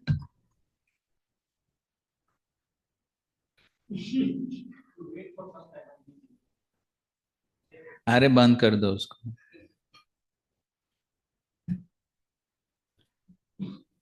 So that is the point. Okay. So we're discussing this point that one may have a lot of theoretical knowledge, but if one is not acting in ways to attract grace, the theoretical knowledge will not turn into realization. This is the sum and substance of a discussion. Any clarifications on this? Yes, bro. Please take the mic. Translated. They should be studied by all the devotees. Otherwise, they will eat, sleep, and fall down. And that is in a very special context of Chaitanya Charitamrita, where the verse says amazing. And we see many, Prabhupada also said, and Prabhupada's disciples like Param Pujya Radhanath Swami Maharaj instructions that one should be scrutinizingly comprehend Srila Prabhupada's purports. And I think Param Pujya Gopal Krishna Goswami Maharaj's instructions, there is serious, regularly study Prabhupada books. So what is the difference between this theoretical knowledge which we are left, right, center criticizing right now, and what they are saying here, that scrutinizingly read, comprehend, regularly read. So can you help me to understand? The simple thing is, if one is scrutinizingly reading, then the result of that will be application. If one is simply reading superficially, then as like an academic study, then there will not be much desire to apply. So if one is actually scrutinizingly studying with the intention to transform oneself, if one has that proper motive, then one will actually try to apply, and then there will be that transformation. That is the meaning of scrutinizingly studying. Otherwise, just read. Knowledge means there is no desire to apply. Is that you want to say? There could be all shades. I'm just trying to understand. Yes. So there are two extremes, and there could be all shades in between. Correct. So one extreme is like this PhD scholar. Those extremes don't exist. Yes. We are not talking about them. We are not taking cigarette. But that is one extreme. And another extreme could be that, well, I don't study anything. That is other extreme. There's no need to study. I will just do some services. That is other extreme. So, but then the proper understanding is that I try to study and understand according to my own capacity. And then I sincerely try to apply what I have studied and what I have understood. Then that will lead to realization, just like that South Indian Brahmana. Shriram. Should we take after the break? Okay, fine. From the verse I wanted to ask, like here, Romarshan Sutta. So here Balaram is telling that Pratilomaja is born from this. So like it seems that that time also caste system was also quite rigid. Like we see Karna, and that many people ask that question why Draupadi rejected. So then when we say that Guna and Karma, so then only his attitude and Guna should have been criticized by Balram. Then why he is also telling that he was not born of a, she was born of a Pratilomaja marriage. So that was not his fault, if we see. That is not his fault, but the point that Balram is saying is that in spite of being born of a low family, he is not following the Brahmanas. So the Brahmanas stood up. Then at least this person who is born of a low family, then he should have followed the Brahmanas. Anybody should follow the Brahmanas, not just he. Yes, anybody should follow the Brahmanas. Low caste. Yes, that is this correct. Word Pratilomaja he has used why? In spite of being in a low. That is the meaning. In spite of being. So suppose if he were also a Brahmana. Suppose if he were also a Brahmana, then okay, we could say, well, he is a Brahmana, so there is some justification. There is some justification. Or if he is better than the Brahmanas, okay, some justification. But in spite of being born in a Pratiloma family, still he is not. That is the mood in which Balram is speaking. So, taking that into consideration. What? Because when we say the Garbhadhan Sanskar, so even Garbhadhan Sanskar happens when the child born in any family. That family is the boy glorious because born in. And if not follow Garbhadhan, also somebody is born, it means the birth itself also matters. So this was in Vedic times. In the Vedic times, and Prabhupada makes these points very clear in his lectures. Vedic times or any times. If there is no Garbhadhan Sanskar, then Janma Jayate Shudra. So even in the Vedic times, if no Garbhadhan Sanskar, then even though born in a Brahmana family, still a Shudra. But in the Vedic times, mostly they will follow the sanskaras. And because they would follow the sanskaras, mostly a child born in a Brahmana family would have Brahmana qualities, mostly. A child born in a Kshatriya family would mostly have the Kshatriya qualities because the sanskaras were performed. But if the sanskaras are not performed, then even though he is born in a Brahmana family, he is considered to be a Shudra. In Guna and Karma, Lord is telling, then there the birth consideration is not there. Based on Guna and Karma, we should decide his Varna. Yes. So the birth is one factor. The birth is one factor. That is not the end of it. So even though he is born in a Brahmana family, he may have Brahmana qualities, but still he has to get initiated by the bona fide spiritual master. Still he has to be trained. Then only he will get the Guna and Karma. He has some Guna, agreed, but that is not complete. He has to be further trained. That is why, that is the example which Lord Krishna himself showed by going to the Gurukul and studying under Sandipani Muni. That is the example he showed. So even though, yes, he may be born in a Brahmana family, he may have some Brahmanical qualities, but still he has to accept spiritual master and be further trained to get the full manifestation of the Brahmanical qualities. Without that, it's not possible. The training is required under the spiritual master. Chicken. Okay, fine. We'll take a break. So when do we meet?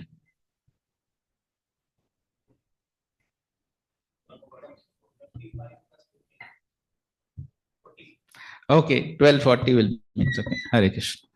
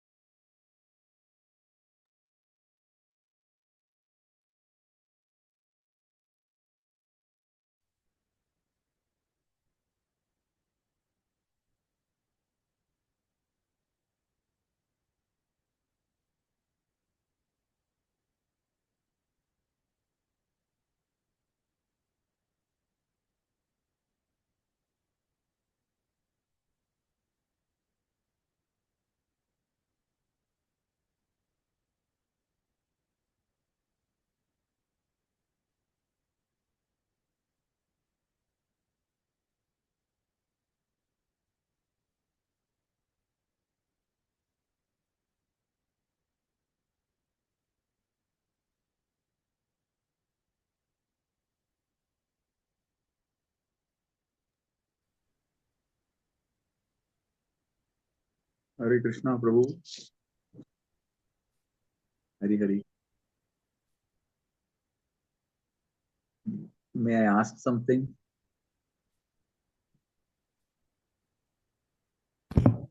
Please wait till the other devotees come.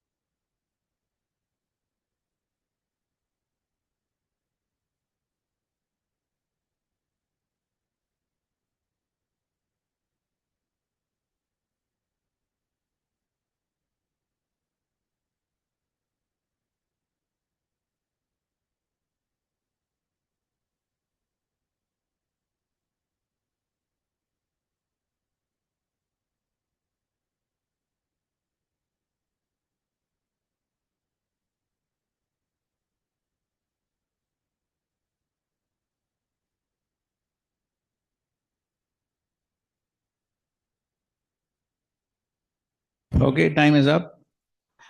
Okay, yes, Prabhu, what's your question? Yes, Prabhu.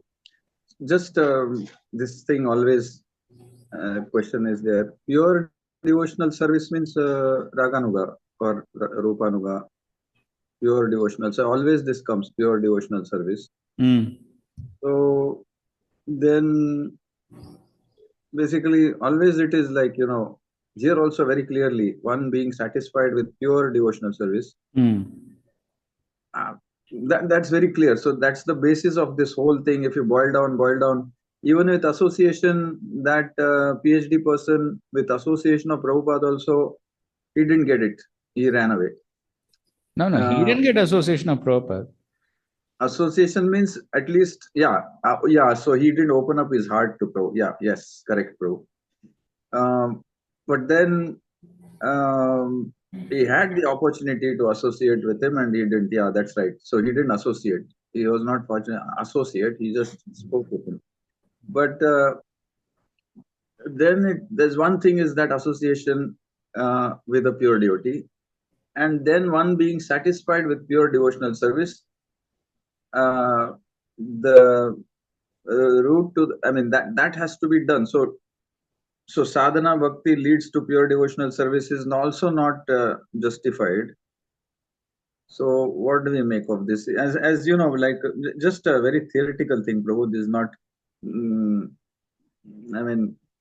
all know that we have to do sadhana bhakti. Someday the pure devotion will strike, and so can it be boiled down to just one second. Yes. First of all, this point needs to be clarified that the sadhana bhakti is also part of pure devotional service only. It is not something else. The sadhana bhakti is also pure devotional service. Only difference is that we are trying to be pure devotees and then we'll eventually become pure devotees. But the sadhana practice is also part of pure devotional service. As Rupa Goswami explains in Bhakti Rasamrita Sindhu, pure devotional service is at 3 stages. Sadhana bhakti, bhava bhakti, prem bhakti. So all are pure devotional service.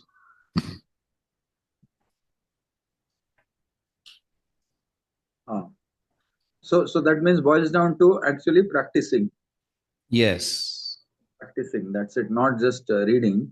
Yes. It has to be followed with practicing and fortunately with a pure devotee. Yes, that's correct.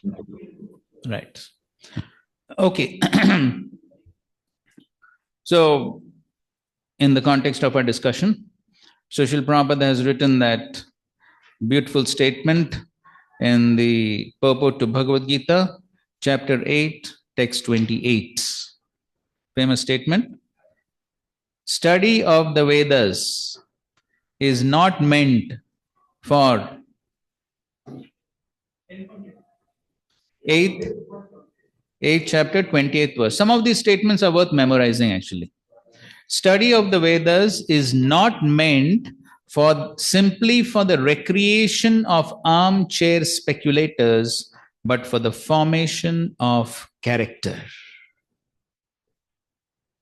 Got it?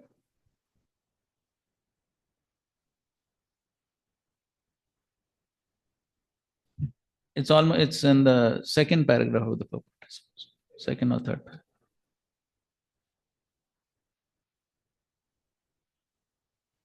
paragraph. Go to the next. See this. Yes.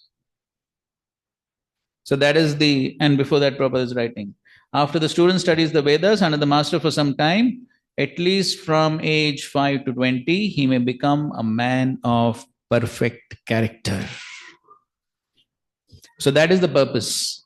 The purpose of the study of the Vedas is the formation of character. It's not simply meant for recreation of armchair speculators, means just sitting around round table conferences and speculating with a cigarette in the mouth and drinking chai. So that type of useless conferences and speculations are all useless. So therefore, this is the goal of the study of the Vedas. Also, you may recollect that pastime, which again Radhanath Maharaj tells in a lecture about the one PhD lady who came to interview Srila Prabhupada, and she was asking various questions. She began with the question of how so many swamis and yogis are coming to the West. So what effect do you think this will have on Western culture? And Srila Prabhupada said, Western culture? What culture is that? And so Prabhupada was giving some funny answers, and after some time she said, so Swamiji, now let us discuss something about your philosophy. And Srila Prabhupada began by saying, philosophy without character has little or no value. So therefore, and again, we see in the Bhagavad Gita also, at the end of the section on Bhakti Yoga, in the 12th chapter, the last section, 13 to 20, what is Krishna speaking about? Yes. 12th chapter, 13 to 20. Yes, the qualities by which one can become dear to Krishna. So that is the prayojan.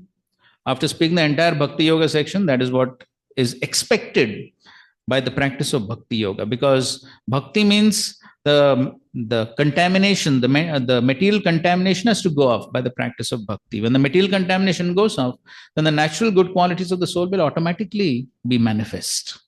That has to be the result. If somebody is sincerely practicing Bhakti, that has to be the result. So therefore, Srila Prabhupada again has written in the purport to 13 chapter verses 8 to 12, which is again a list of various qualities, Samanitvam. So there also Srila Prabhupada writes, this is the barometer to check whether one is making progress, the development of these various qualities. So therefore, the development of character has been sufficiently stressed in all the scriptures, whether it is Bhagavad Gita or Bhagavatam, everywhere it has been stressed. We all know the famous pastime of Sri Chaitanya Mahaprabhu and Sanatana Goswami. Sanatana Goswami going by the hot sandy beach. And then when he reaches Chaitanya Mahaprabhu, Mahaprabhu is very pleased. And that time also Mahaprabhu, what does he tell? He tells this, yes, this is Bhushan. This is the decoration of a Vaishnav, is the following of the Vaishnav etiquette, Maryada Palan. So therefore, this is what is very much expected of somebody who is actually studying the scriptures. And again, Mahaprabhu's famous statement, Dharma sthapana hetu sadhura vyavahar. The principles of religion are established by the behavior of a sadhu. Because if the behavior is not there, then what is the use of studying the scriptures if the behavior is not there? There has to be some tangible result. Of course, it may take some time, that is understood, but at least one must be moving in that direction. Initially, then one has to practice the good qualities as a matter of austerity, and then by pleasing the Lord, then the good qualities will automatically develop. So now, since Balram is talking about avinitasya, that means no humility. So what is the precise definition of humility? as given by Srila Prabhupada? Yes. Yes. One should not be anxious to have the satisfaction of being honored by others. That is the most precise definition of humility. So, from the definition, it becomes very clear that humility is not simply something external. It's not simply something about the way one talks and the way one behaves. One may behave in a very, which is good, no doubt, but one may behave in a very soft-spoken and very gentlemanly way for the purpose of becoming famous as a gentlemanly person. Is that humility? No. So it's all based on the motive. What is the motive? So not to be anxious to have the satisfaction of being honored by others. So one may behave in a very nice way also for external reasons.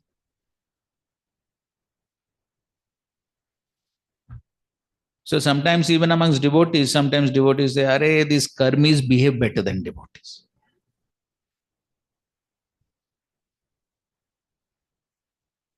You heard some statement like that? So why do karmis sometimes appear to behave better? Some of them at times are polite. Mm. And some can have their own business transactions as a consequence. Yes. So many times they may behave well for some purposes. I don't know if I told you this incident in some class before. But so once on a flight from Mumbai to Calcutta, a person had a heart attack and he died on the flight. I told this before. So there was an emergency landing at Nagpur, and so obviously the man died. So police has to come and investigation and so many things, and nobody is allowed to go out of the plane. Everyone has to be seated inside, and so the plane is quite a stuffy place. It's not that you can walk around this way, that way. There's not much to do. And so people were getting impatient. And it's not that like in Indian railways, there is chai and vada pav and so many things coming. Nothing comes. So nobody is allowed to enter, nobody is allowed to go out. So people were getting impatient. But what to do? They have to tolerate. There's nothing else to do. But one lady, at a certain point, she lost her patience. And she started screaming. What these airlines, useless people, we have paid so much amount to get there on time and so much of time is being wasted. This and that. She created a good scene. But what surprised me most was the response of the air hostesses. They were so calm and composed. Really, they like Sthita Prajna. Absolutely undisturbed. And they were somehow trying to pacify her. What do you want, madams? Can we serve you some juice? What do you want? It was so impressive. Now, I was thinking at that time, if I were in their place, I would have screamed. But such amazing behavior. So, I told this incident in another class. And in that class, there was one devotee who had training in hotel management and hospitality. So he told us in the class, that when he was going through the training, they were sometimes beaten and slapped, literally, physically, to test their tolerance. That was part of their training.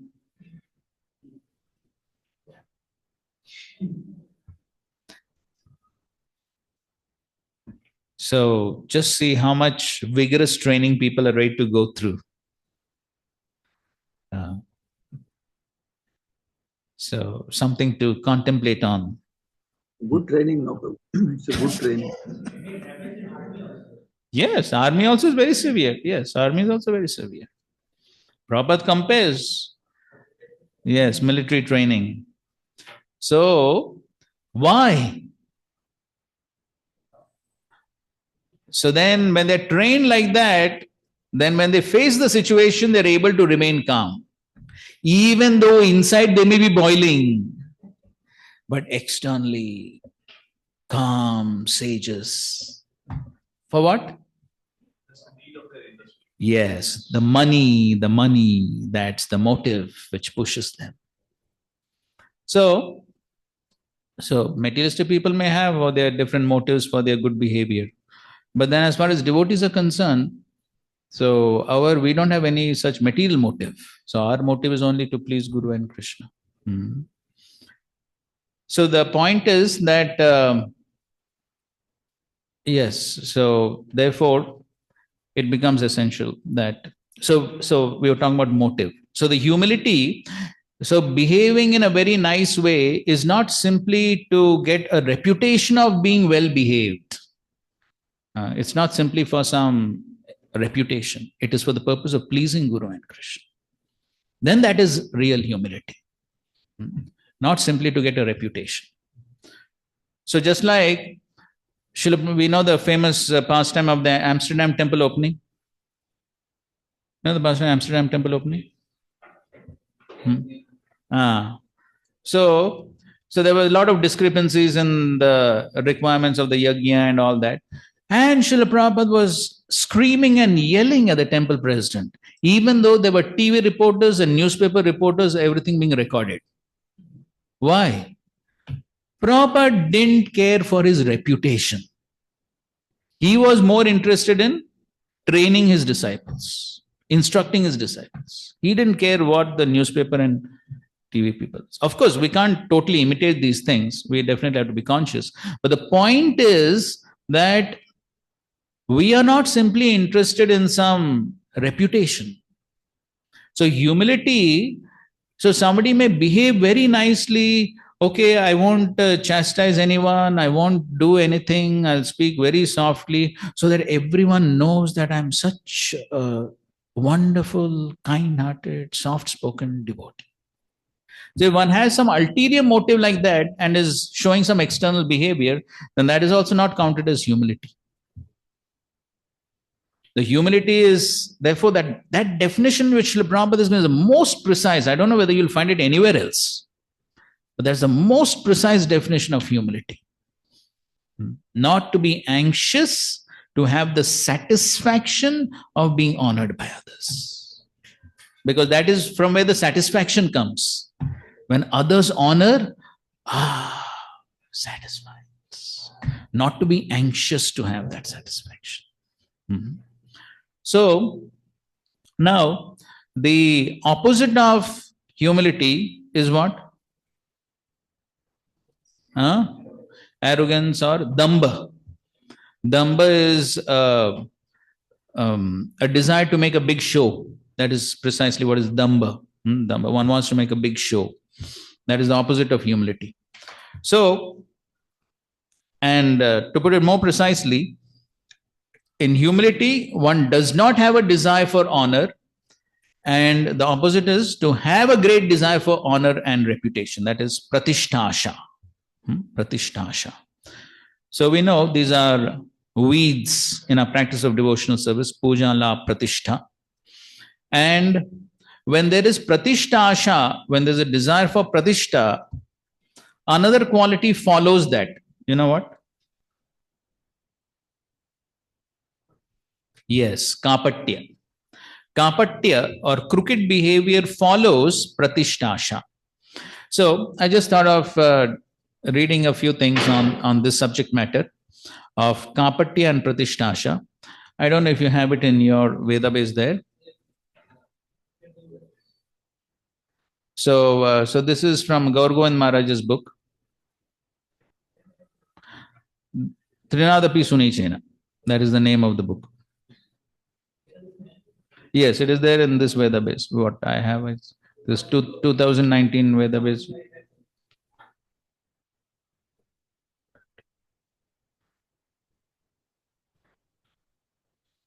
So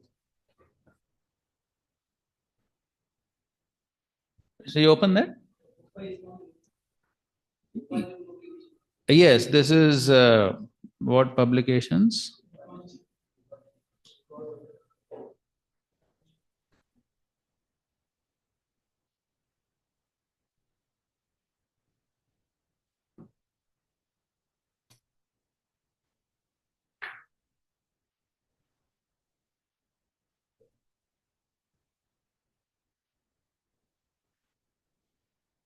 If you're having some difficulty, we'll connect it here.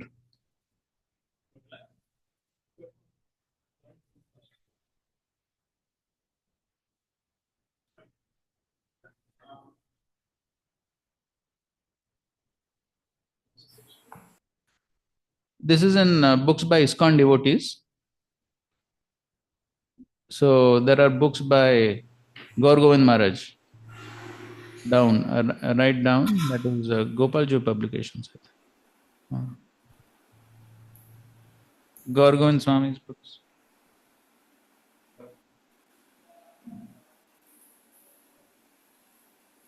You got the book? This is the 4th chapter on Kapatya.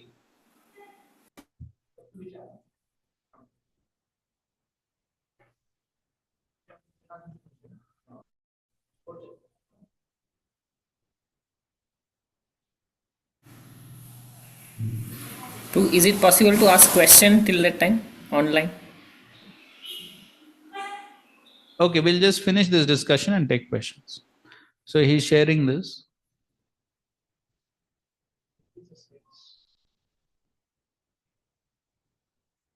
Okay, go down now. So we won't read the whole thing. So there is one subtitle, Patitya and Kapatya.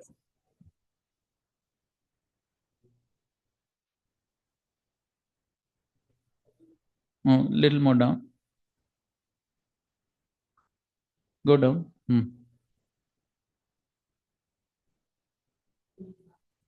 Yes. Okay, this you can read.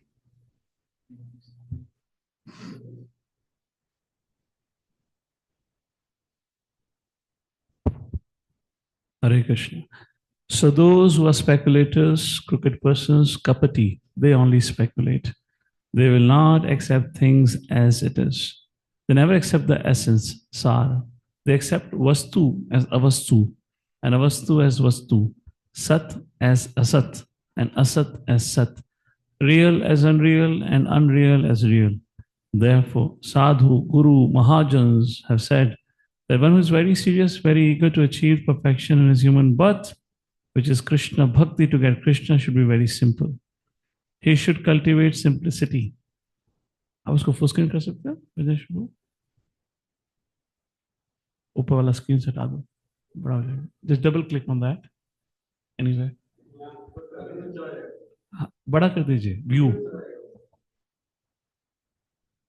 ठीक है fine So those who are speculators, crooked persons, kapati, they only speculate. They will not accept things as it is. ये तो हो गया ना? Therefore,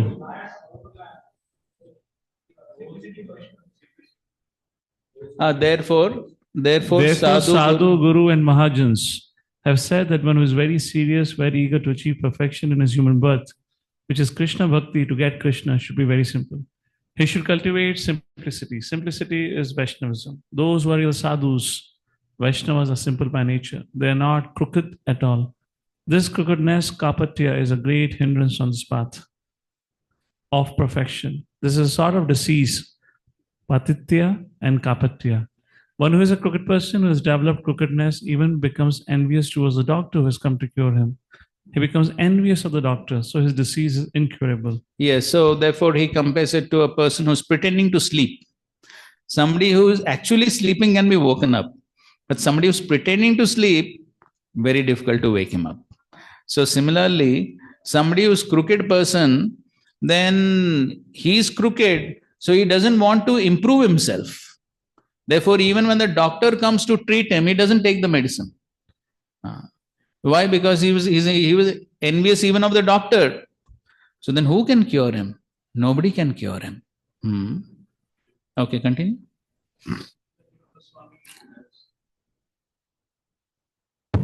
Srila Jiva Goswami has written in his Bhakti Sandarbha about this Patitya and Kapatya. Jiva Goswami says that there are many persons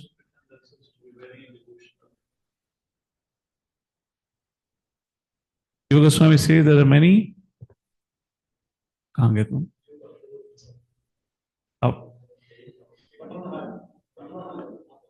pretend themselves to be very devotional, but in their heart there is great crookedness. Outwardly they pay dandavats, like a rod they fall down from a long distance, but in their heart they are very crooked. They have no respect at all.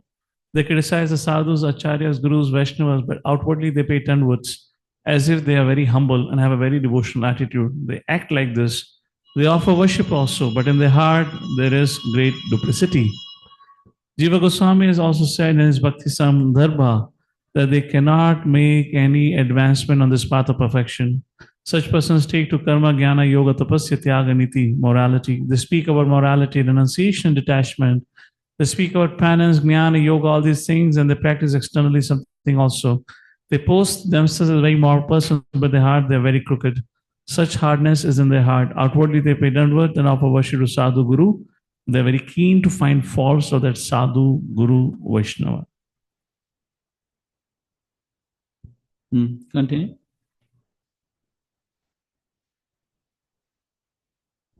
A great stumbling block. Jiva Goswami Prabhu has said, one who is really sleeping can be very easily awakened by sound vibration. But one who is pretending to be asleep cannot be woken up because he's pretending. He's such a crooked person. Therefore we say, Sadhu Guru Mahajan, Patita Pavana, Kapata Pavan Nai.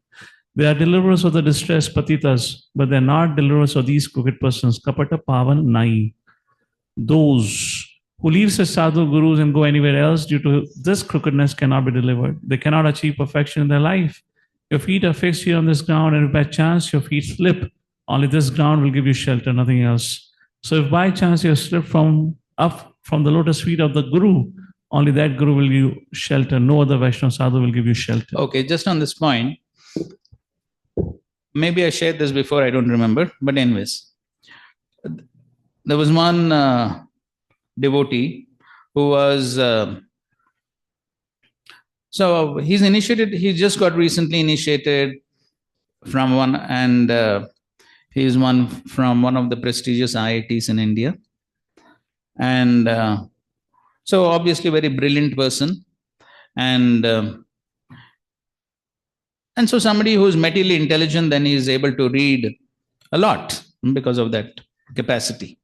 So he read most of Srila Prabhupada's books. Of course, there's nothing like completing reading Prabhupada's books in the real sense of the term. But anyways, at least superficially he finished reading. And so he wanted to read many other esoteric books and so many other books. So the senior devotees told him, no, see, this is not the right time. You wait for some time, later you can read. But that boy was insisting, no, I want to read. I finished reading Prabhupada books. So, and in fact, when he was refused, he started doing anti-preaching in his college. It became a big issue, actually. And so then finally, the senior devotees told him, okay, you go and ask your Diksha Guru. You ask your Diksha Guru. If he gives permission, okay, fine. You know what he said? So he said, no, I will not ask. Why? Because I know my Diksha Guru will not give permission. Then if he knows that his Diksha Guru will not give permission, why did he accept Diksha Guru? Diksha Guru is meant for a show or for following? So that is what he's saying here. By chance you have slipped up from the lotus feet of this Guru, only that Guru will give you shelter. But one fails to take that shelter only, then where is the shelter? Who can save him? So that is the point he's saying. So why? This is called crooked behavior. He has accepted a guru, but he doesn't want to follow. Simply a show. This is crooked behavior. He wants to do things which he wants to do. And he doesn't even want to take permission because he knows he will not be given permission. Then what is the point? So where is the shelter for such persons then? Okay, please continue. Those who are crooked persons who develop such crookedness in their heart, who pose themselves to be very humble and the followers of, go down. I'm reading the next paragraph. Chalo niche. Of sadhu guru, leave such sadhu guru and go somewhere else to take shelter. But they should understand that no one can give them shelter, only that guru. That ground from which his foot has slipped up gives shelter. A bona fide guru should not be rejected. And so nowadays, sometimes we find, so devotees who don't get favorable instructions from their own guru, even leave the guru and even go to some other organization and get initiated from some other guru. These things are happening these days. Such crazy things, they cannot understand the gravity of the offense. But they're doing that. This is the reason. Crooked behavior. They want guru only to give the stamp of sanction on whatever they want. I want this, I'll go and tell guru. Guru should say, Tatastu, full blessings. If the guru is not doing that, I reject the guru and go somewhere else. It's all crooked behavior. If he leaves that guru, quits that guru, goes somewhere else to take shelter from another guru sadhu, he should understand that no one can give him shelter. Only from where his foot has slipped up can give him shelter. He has committed an offense, and his offense cannot be counteracted or destroyed unless he comes back and seeks shelter there. No one can give him shelter. Only that guru or Vaishnava can give him shelter. So it is said, if your foot has slipped up from the ground, no other place will give you shelter. So many times repeated. Maharaj is emphasizing. Maharaj is hammering. Only this ground will give you shelter from which your foot has slipped up. Jiva Goswami has quoted this in Bhakti Sandarbha. No one else can give you shelter. No one else can protect you. Only that Guru Sadhu will give you shelter and protect you. If you're really intelligent, really simple-hearted person, you can understand it, you will come back. If you are a crooked person, you cannot understand this thing, so you will go somewhere else to take shelter. But no one can give you shelter. Perhaps if someone gives you shelter, you may think that it is shelter, but that is not real shelter at all. You cannot make any advancement in this devotional path. You cannot achieve the perfection in this life. Rather, as a result of that great offense you have committed, you will fall down and go to hell. Definitely.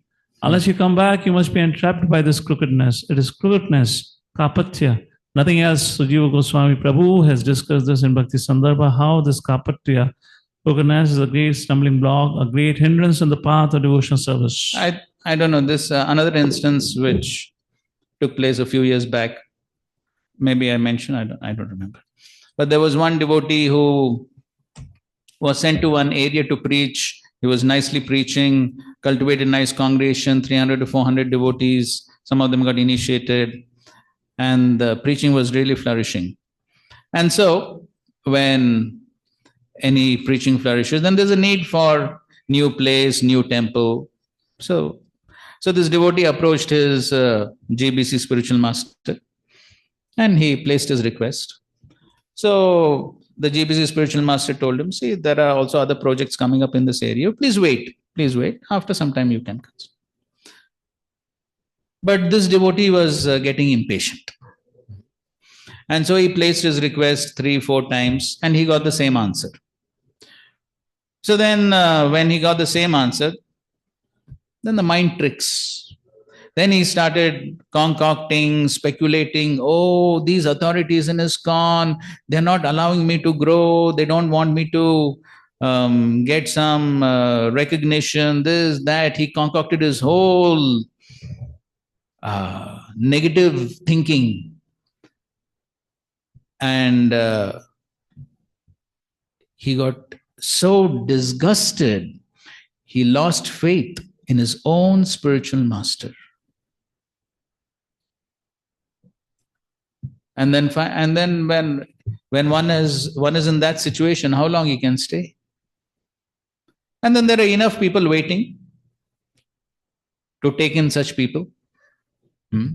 So, in the meantime, he got attracted to some Radhakund Baba. Anyway. And then he told his followers also to come. But most of them, fortunately, were quite intelligent. Most of them didn't go. Maybe a few of them went. But in any case, it created a great disturbance in that whole preaching. Mhm. So the point is, this is what he's writing here. Mhm. So one has one's own agendas, and when the agendas are not fulfilled, one is even ready to give up one's bona fide spiritual master. And that is what he's saying. This is crookedness, kapatya, nothing else. The result will be you will fall down and go to hell. Definitely, he says. It is a fact. It is such a great offense to give up one's bona fide spiritual master. But these things are unfortunately happening. Now, what he is saying is not some fiction. These things are actually happening. Right in front of our eyes, we can see these things happening in our society. Why? Because this crookedness, one doesn't want to follow. One simply wants to have one's own agendas fulfilled. That's all. Mm-hmm. So therefore, he says it's a great stumbling block on the path of devotional service. So, and then he talks about this supplying milk to a snake. So therefore, it is said, Sadhu, Guru, Vaishnava are Patit Pavan, not Kapat Pavan.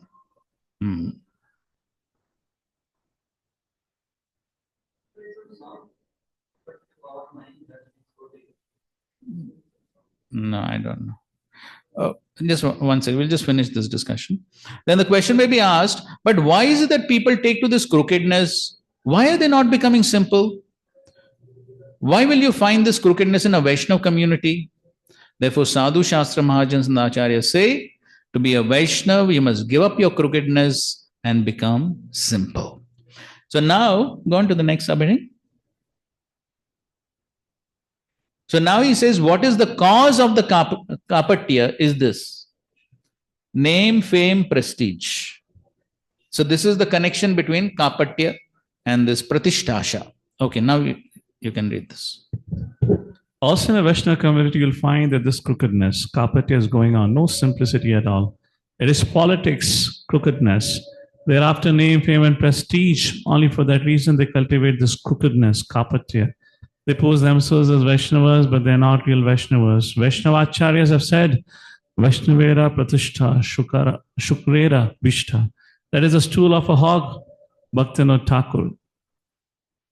And Raghunadas Goswami have said this, and they never run after name, fame, prestige. One who is a real Vaishnava, he will never run after it.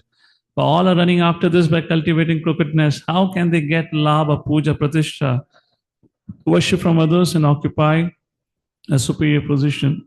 They cannot understand that they have been infected by an incurable disease. They have given up Kanak and Kamini, gold and woman, but they have not given up this pratishtha, name and fame. Continue. And the Hari Bhakti Vilas Srila Sanatana Goswami said, one may give up Kanak and Kamini, gold and woman, but it is very difficult to give up this pratishtha. Sanatana Goswami says, Vaishnava pratishtha shukrera vishta. Pratishtha, it is a stool of a hog. He has given up everything, his family, his home, all his material relationships, given up money, given up his wife, woman, but he has not given up this pratishtha.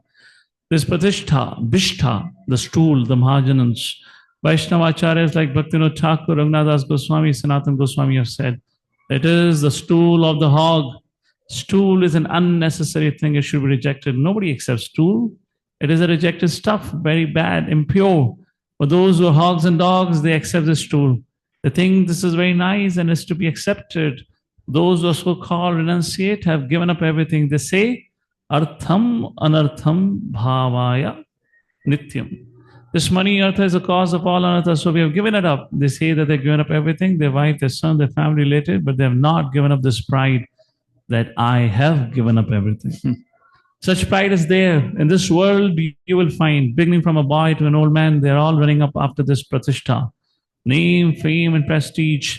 Many examples are there because thereby you will achieve fame and that fame will be immortal. Though we die, still that fame will be there. Our names will be written in the history books. Therefore, you'll find that the students are laboring so hard how to come out successful in the examination. So a little fame will come.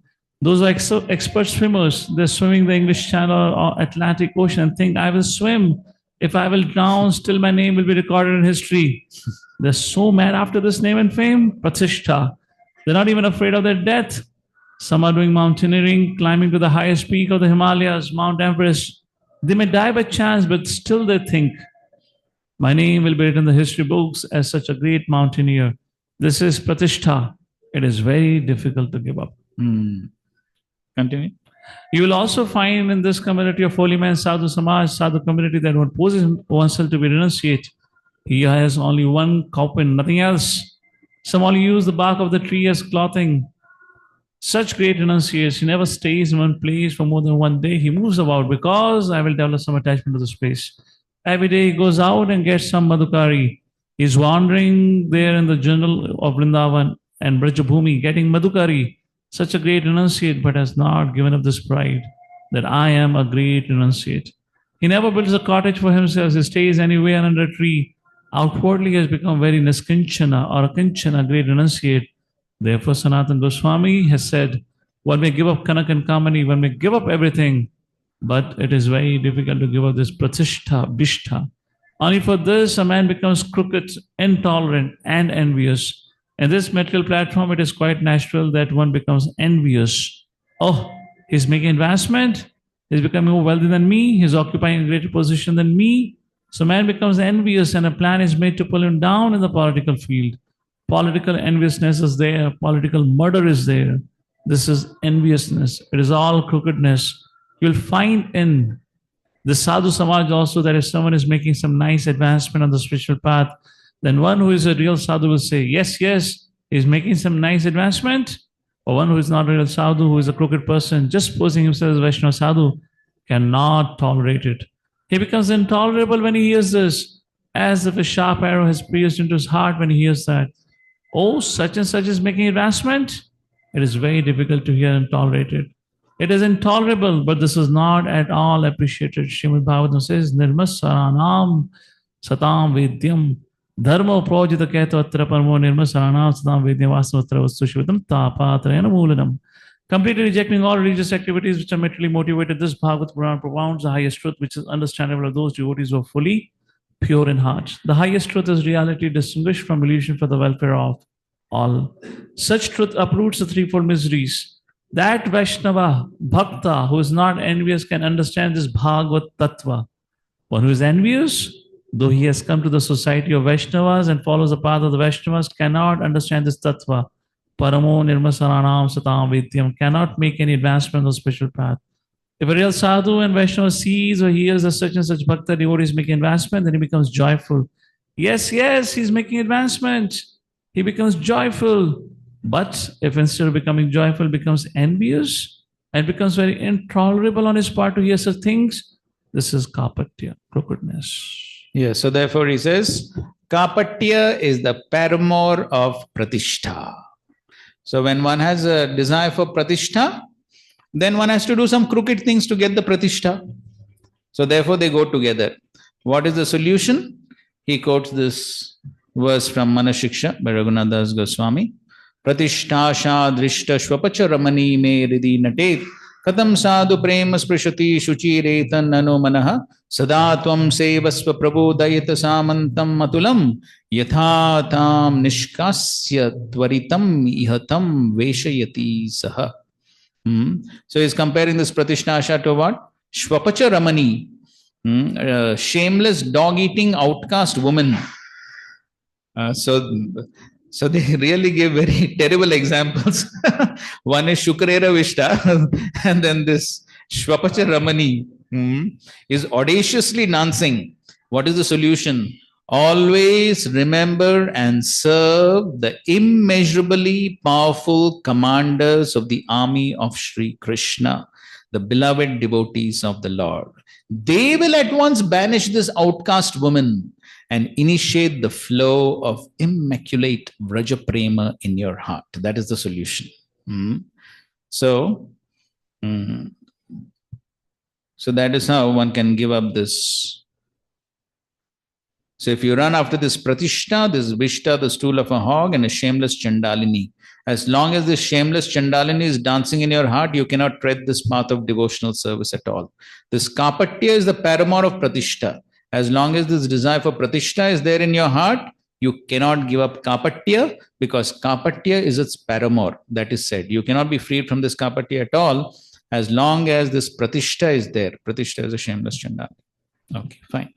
So the solution is unconditional surrender, simple heart. So this is how to develop humility. So, and give up this kapatya by simply serving the great souls, serving the acharyas. Okay, somebody had some questions. Yes, Chetan Chandrapru, and then somebody online also had some. Right. We are discussing about that crookedness. Somebody gives up the association of spiritual master, Diksha Guru. So, Miss, one case I had seen, like you were telling some case, that dude was from Pune only, but he was given some instruction. I didn't give any example from anybody from Pune. No, I'm giving. Okay. So that devotee was told by his spiritual master to preach in such a area where he went. That was so extremely so difficult that even some people came to beat him and like so empty. So then he requested to his spiritual master that I am not able to do my bhakti there, sadhana there is difficult. But his spiritual master told you have to preach in this area only. So he was so frustrated by that then he left actually. So in that case, like here Maharaj is saying that only he can give shelter. He cannot go anywhere. Your spiritual master can give shelter. So now for him, what is the solution? So see, surely the solution is not to give up. That is surely not the solution. One can find out some other solution, one can consult some other senior Vaishnavas, one can go to his authorities. Something has to be done. But giving up the bona fide spiritual master is surely not the solution. That is not the solution. So the fact is, he has accepted that spiritual master, he has taken Diksha from him, he cannot give him up. Unless he receives sanction from other senior Vaishnavas, then he can go to senior Vaishnavas, complain, and then maybe other senior Vaishnavas can talk to his spiritual master. Whatever, something has to be done. But just giving up the spiritual master is never the solution. That is never the solution. Whatever may be the instruction, disciple will be ready to die. He said, let me die, but I will not give up. This is what is meant by disciple. And by doing so, he will get great destination. Even if he dies, he will get a great destination. But by giving up, he goes to hell. This is Shastra. One cannot play around with these things. This is a serious matter. Accepting a bona fide spiritual master, serious matter.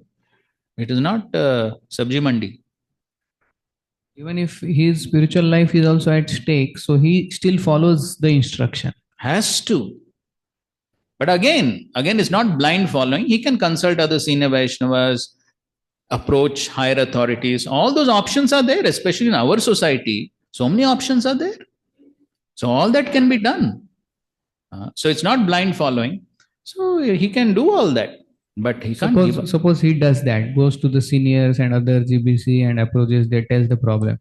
And then they also say that, okay, you follow your spiritual master.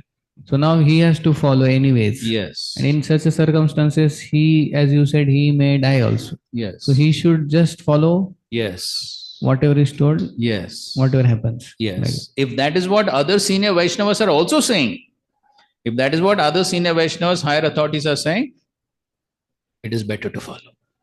It is better to follow. Hare Krishna, Prabhuji, Dandavad. Just one second. Just one second. Okay, so this is Shastra. We are not saying something whimsically. This is what Shastra says. One cannot reject one's bona fide spiritual master whimsically at all, in any situation. And at least we can say with faith on the basis of Shastra that if a devotee sincerely follows like that, Krishna will help. Will not Krishna help a sincere devotee?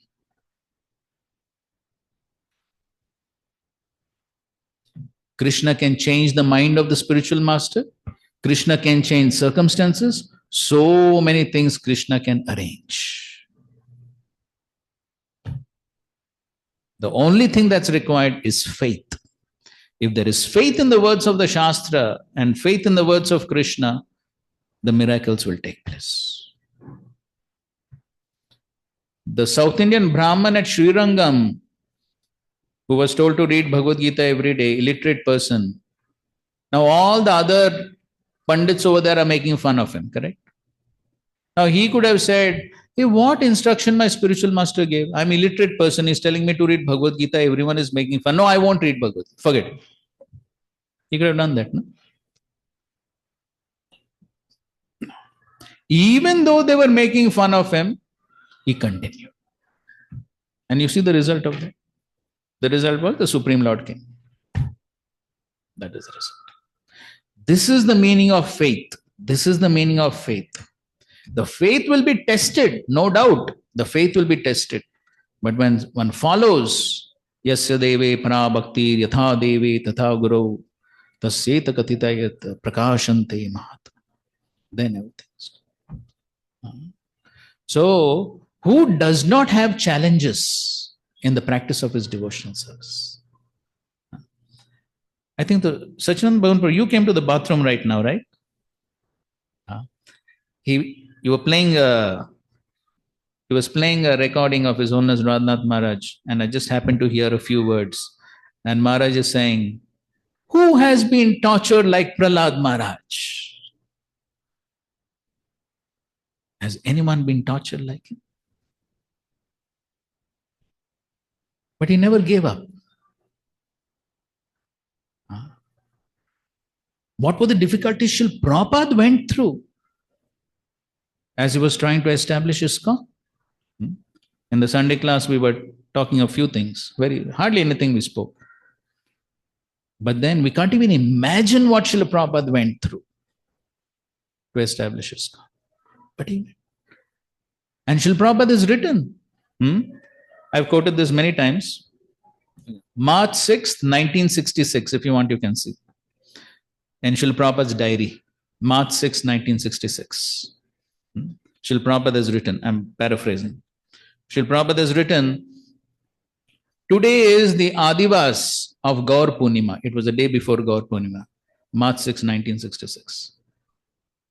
And he says, all my friends and God brothers are happily celebrating Gaur Purnima in Vrindavan and Mayapur. But I am alone here in New York. But then he says, I don't mind this inconvenience because I am simply trying to follow the instruction of my Guru Maharaj and Krishna.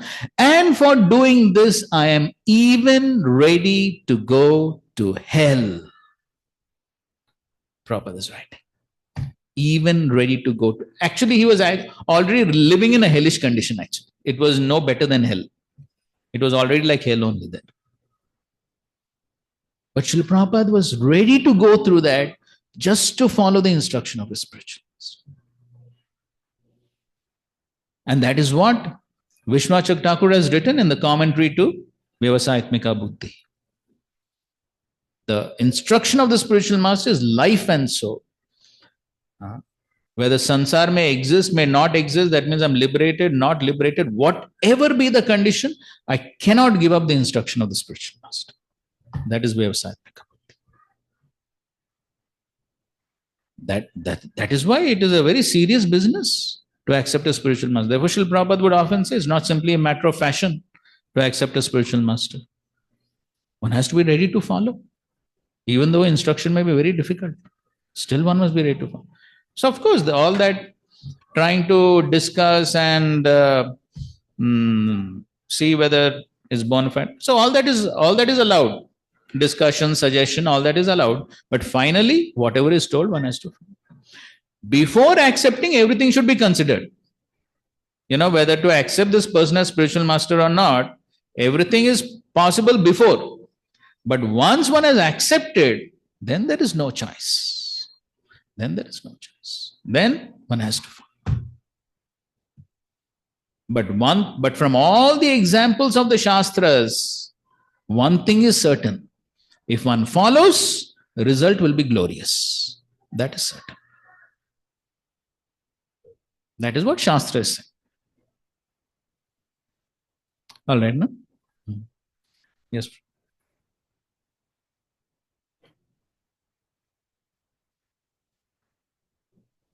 Question ki, what is the meaning of giving up the spiritual master? That's first question. And as you said, there are no example in the Shastra, but there are some example of rejecting the Guru also. And in ISKCON history, there are ample, not one, many, many. If the Guru and has the Guru's definition has to be also clear, people has to be told what are the roles of the Guru, how much Guru can enter in the life of the disciple, and what is his responsibility. If the Guru is not taking responsibility with the question of following the Guru, and if the Guru's instruction are conflict with the founder Acharya's instruction, because in ISKCON scenario it is different. Guru is not running his own organization. He is running on the behalf of A.C. Bhaktivedanta Swami Prabhupada. And if any Guru's instructions are conflicting with Prabhupada's instruction, then what should be the role? Then if one finds that Guru's instruction, one's own Diksha Guru's instructions are conflicting with the founder Acharya's instructions, one has every right to approach higher authorities and complain to them. That one can do. But one cannot whimsically give up. Here, giving up means what? That's what I'm Giving asking. up means not following the instructions. Giving up, chanting Hare Krishna. No, wait. Following four principles. Wait. See, giving up can be at different levels. One level of giving Going up, to Radha Kund, that is living up ISKCON only, na? That is Prabhupada only. Yes. We are not talking about giving up Prabhupada. No, we are talking about that. We are talking about that. The examples that I gave are talking about So that should be always talking about the founder Acharya, because when you talk about Guru, it becomes very specific, because there are so many examples of ISKCON Guru only living. See, so then please wait. Your understanding is not correct. I'm sorry to say. As long as a Diksha Guru or a Shiksha Guru is in good standing, he is accepted by the authority of ISKCON, he is accepted by the Vaishnava community, then as a follower, as a disciple, I have to follow. This is the standard. I cannot have my own opinions. If I have an opinion, I need to confirm it with other authorities.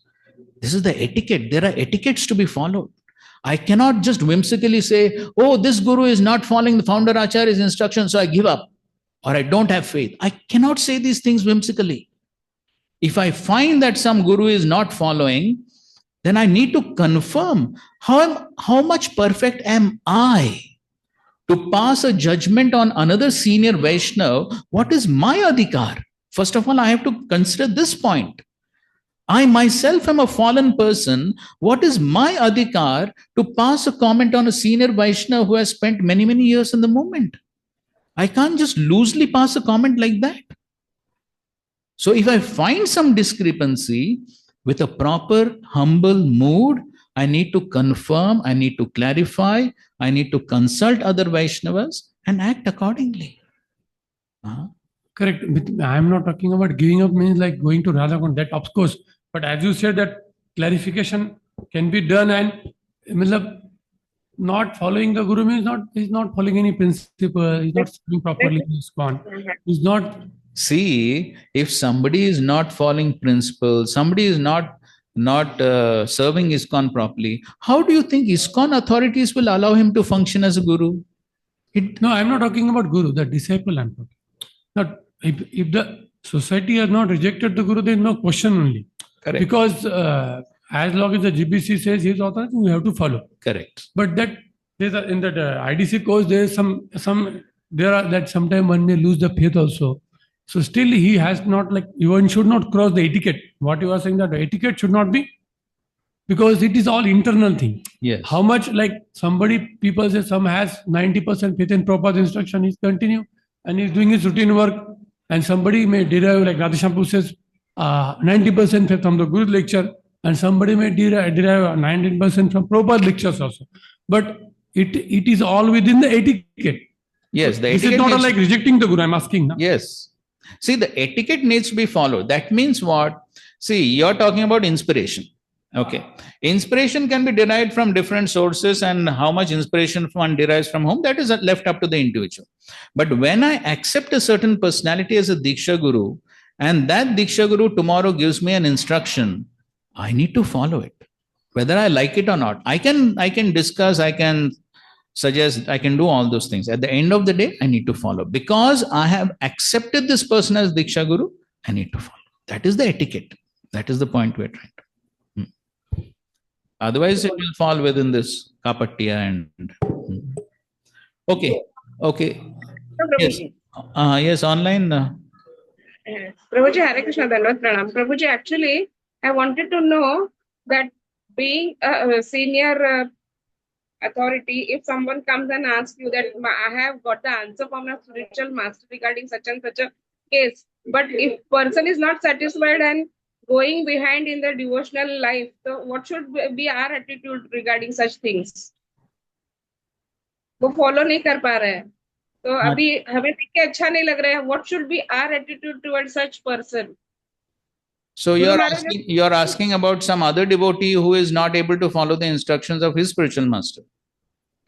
So what should be our attitude regarding such cases? Like to uplift them in their spiritual path. What should be our attitude? Yes, so we can try to help in whatever way it is possible.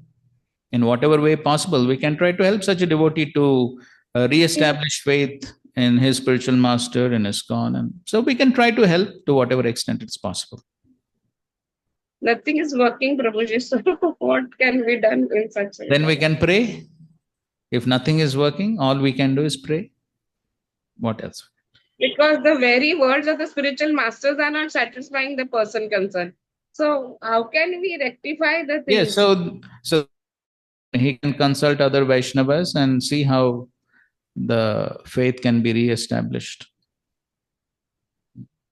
He should consult some other senior Vaishnavas. Yes, thank you, sir. Any other question? Yes, Prabhuji, myself also. Prabhuji, regarding the example that His Grace Chaitanya Chandra Prabhu gave, that where the disciple was having so much difficulty and all. So we have His Holiness Gaur Govind Swami Maharaj himself. He was sent to a barren land in Bhubaneswar, and how just by following the instructions of Srila Prabhupada. But I feel that in our case, for example, if a spiritual master gives me some instruction, I might not be having so much faith, but just just obeying the instruction of the spiritual master and just saying that okay, this is the instruction. If my spiritual master says I have to go to hell, let me go to hell also, and I'll follow his instructions. So I think that how can we have that great thing, when हमारे लिए पत्थर की लकीर होना चाहिए गुरु का instructions. If you can help me. Yes, so therefore, the question is faith. And how faith is created? There's only one word. What is that? Submission? No. In the morning only we heard. How faith is created? Eagerness? How to get Laulia? Association. There's only one. Yes, there's only one solution: association. To the degree one has association with one who has faith, the faith will develop. Prabhupada has written this point very clearly in the purport to Bhagavad Gita, 9th chapter, 3rd verse. Okay, so one more thing, Prabhuji, because now see we don't have a living guru right now, but we have his instructions. Yes. And we have his mood and mission also. Here we have his Vani association also. Yes. Now, many times we might not get very specific instructions from our spiritual master, but we can get those same instructions from the representatives of the spiritual master, like our temple president or vice president or Yes. other devotees also. Yes. How do we consider those instructions also as good as my spiritual master's instructions? That's called parampara. Okay. Everything is in line. Okay, in parampara. As long as we see everything in line, then there is no problem. The problem comes when we don't see the connection. Yes. So when we see the connection that everything is in line, then we can have the same faith. Then there's no problem. Perfect. Yeah. Thank you, Prabhuji. Thank you so much. Thank you. Hare Krishna. Okay, I think so one last question we can.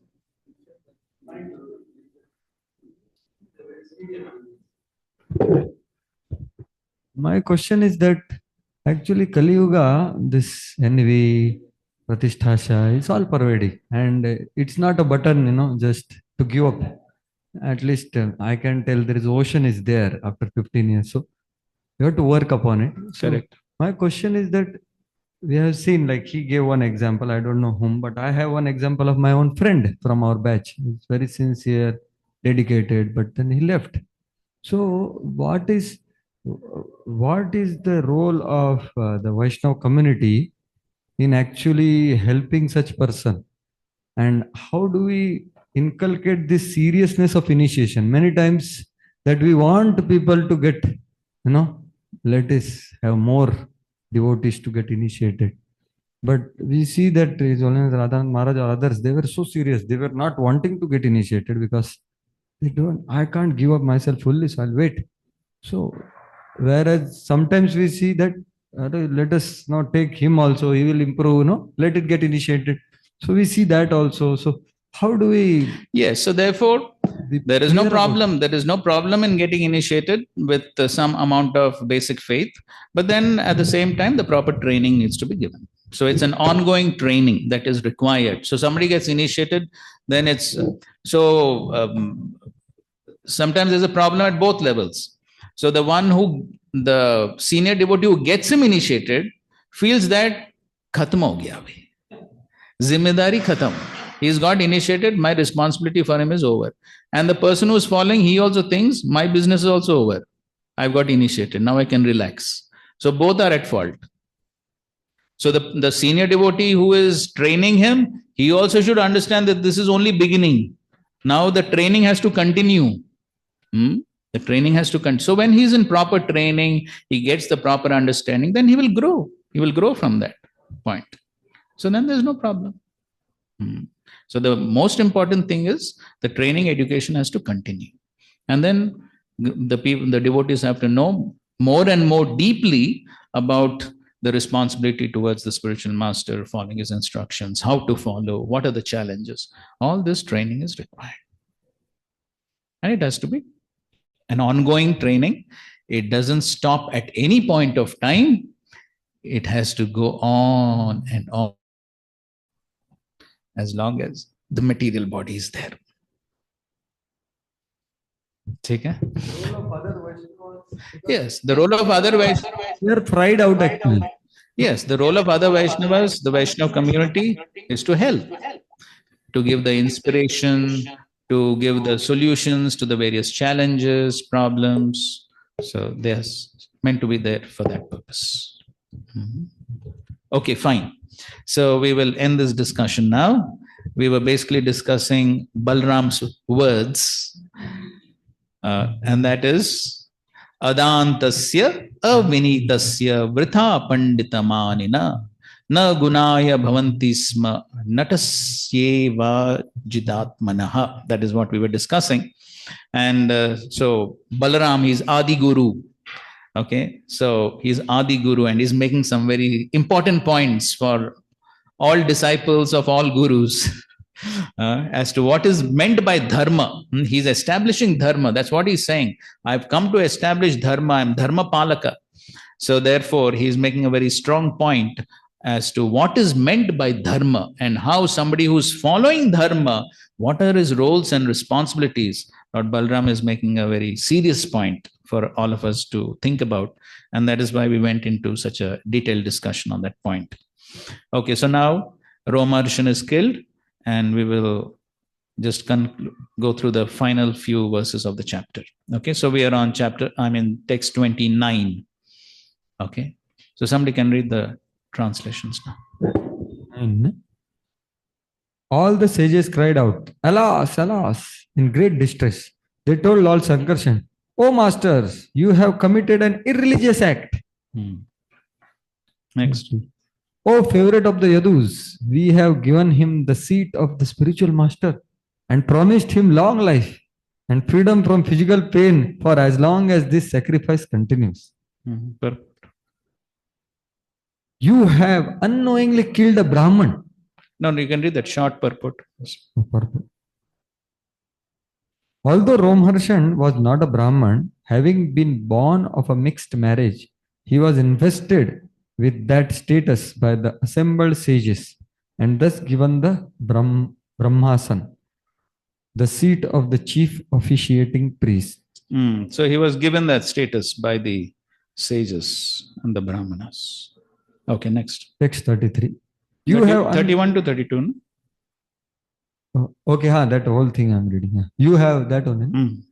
You have unknowingly killed a Brahman. Of course, even the injunctions of revealed scriptures cannot dictate to you, the Lord of all mystic power. But if by your own free will you nonetheless carry out the prescribed purification for this slaying of a Brahmana? O purifier of the world, people in general will greatly benefit by your example. Yes, so Lord doesn't have to get purified. He is already pure. But they are saying, you please go through some purification only for one reason. What is that? Loka Sangraha, for the benefit of the people, for setting an example for the people. So that is the only purpose. Otherwise, Lord Balaram doesn't have to get purified. Okay, now the Lord is replying to that. The personality of Godhead said, I will certainly perform the atonement for this killing, since I wish to show compassion to the people in general. Please, therefore, prescribe for me whatever ritual is to be done first. So you can see how Balaram is so obedient to the Brahmanas. He is ready to do whatever they say. O sages, just say the word, and by my mystic power I shall restore everything you promised him. Long life, strength, and sensory power. So Balaram is ready to bring him back to life also. The sages said, please see to it, O Rama, that your power and that of your Kusha weapon, as well as our promise and Romharshana's death, all remain intact. So they want everything to remain intact. But they know Balaram can do it also. The Supreme Lord said. Okay, let's recite. Shri Bhagavan Uvacha Atma Vai Putra Utpanna Iti Vedanushāsanam Tasmadasya Bhavet Bhakta Ayur Indriya Sattvavan. The Supreme Lord said, the Vedas instructs us that one's own self takes birth again as one's son.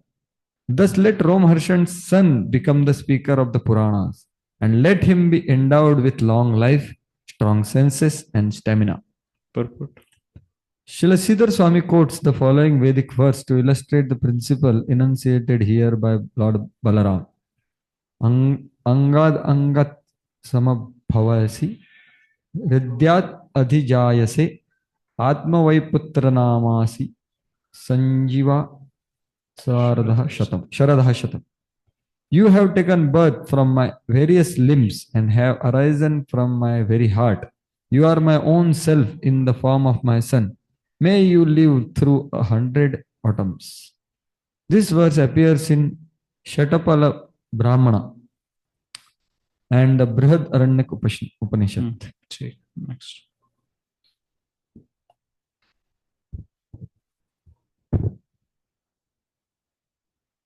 We just read text number 37, right? 37.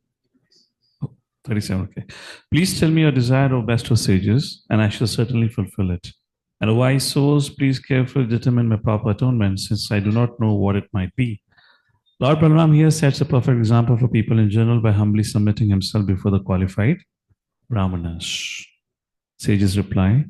The sages said, a fearsome demon named Balaval, the son of Ilaval, comes here every new moon day and contaminates our sacrifice. First, the sages tell Lord Balaram the favor they would like him to do for them. O descendant of the Shahara, please kill that sinful demon who pours down pus, blood, feces, urine, wine, and meat upon us. This is the best service you can do for us. Thereafter, for 12 months, you should circumambulate the land of Bharat in a mood of serious meditation, executing austerities, and bathing at various holy pilgrimage sites. In this way, you will become purified. Srila Jiva Goswami points out that the word Vishuddhasi means that the Lord Balaram would achieve spotless fame by setting such a perfect example for the people in general. Srila Prabhupada writes, the Brahmanas could understand the purpose of the Lord, and thus they suggested that he atone in a manner which would be beneficial to them. Thus end the purpose of the humble servants of His Divine Grace, A.C. Bhaktivedanta Swami Prabhupada, to the 10th canto, 78th chapter of the Srimad Bhagavatam, entitled The Killing of Dantavakra, Viduratha and Romaharshan. Srila Prabhupada ki jai, Granthra Srimad Bhagavatam ki jai, Samved Gaur Bhakta Vrinda ki jai. Thank you very much.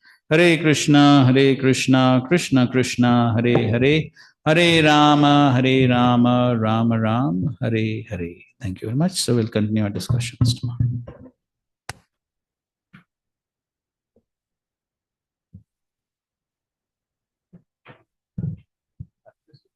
If I can ask. In the last verse, Prabhupada writes, the Brahmanas could understand the purpose of the Lord, and thus they suggested that he atone in a manner which would be beneficial to them. Is it Prabhupada saying that this is what the Lord Balaram wanted? To go on a pilgrimage? It's like that?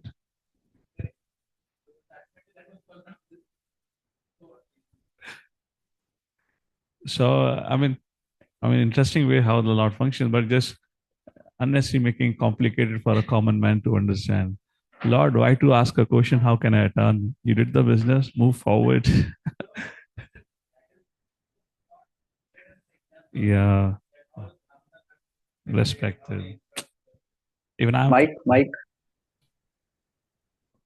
following it that way. So of course, the sages, they simply acted according to Balram's instruction, Balram's desire only. But still, Lord Balram wanted to set that example, how the Brahmanas need to be respected, how their instructions need to be followed. In one way, it's a very beautiful contrast. I mean, if not at the level of a devotee, if you just see as a storyline, just a moment ago, he got so upset at a Brahmana, he killed a Brahmana. And a contrast here is, now he's saying, Brahmanas, tell me, what can I do for you? Yes. Which shows there is a deeper meaning to it, as you brought out through the discussion today, that why Balramji was so upset. Because of kapat. Correct. Otherwise, he wouldn't. Because when I read this story for the first time, long ago, I really had to scratch my head. I said, why Balramji became so violent? What are the need for it? Yes. You chastise him, but you kill him. I couldn't really make sense of it. Right. But eventually, so you understood. But yeah. Yeah. So the main thing, what Balram was, the main reason is the kapatya. That is the reason why he punished him so severely. Yes, that is true. Thank you. Thank you. Yes, of course, he got liberated. That's true. Hare Krishna.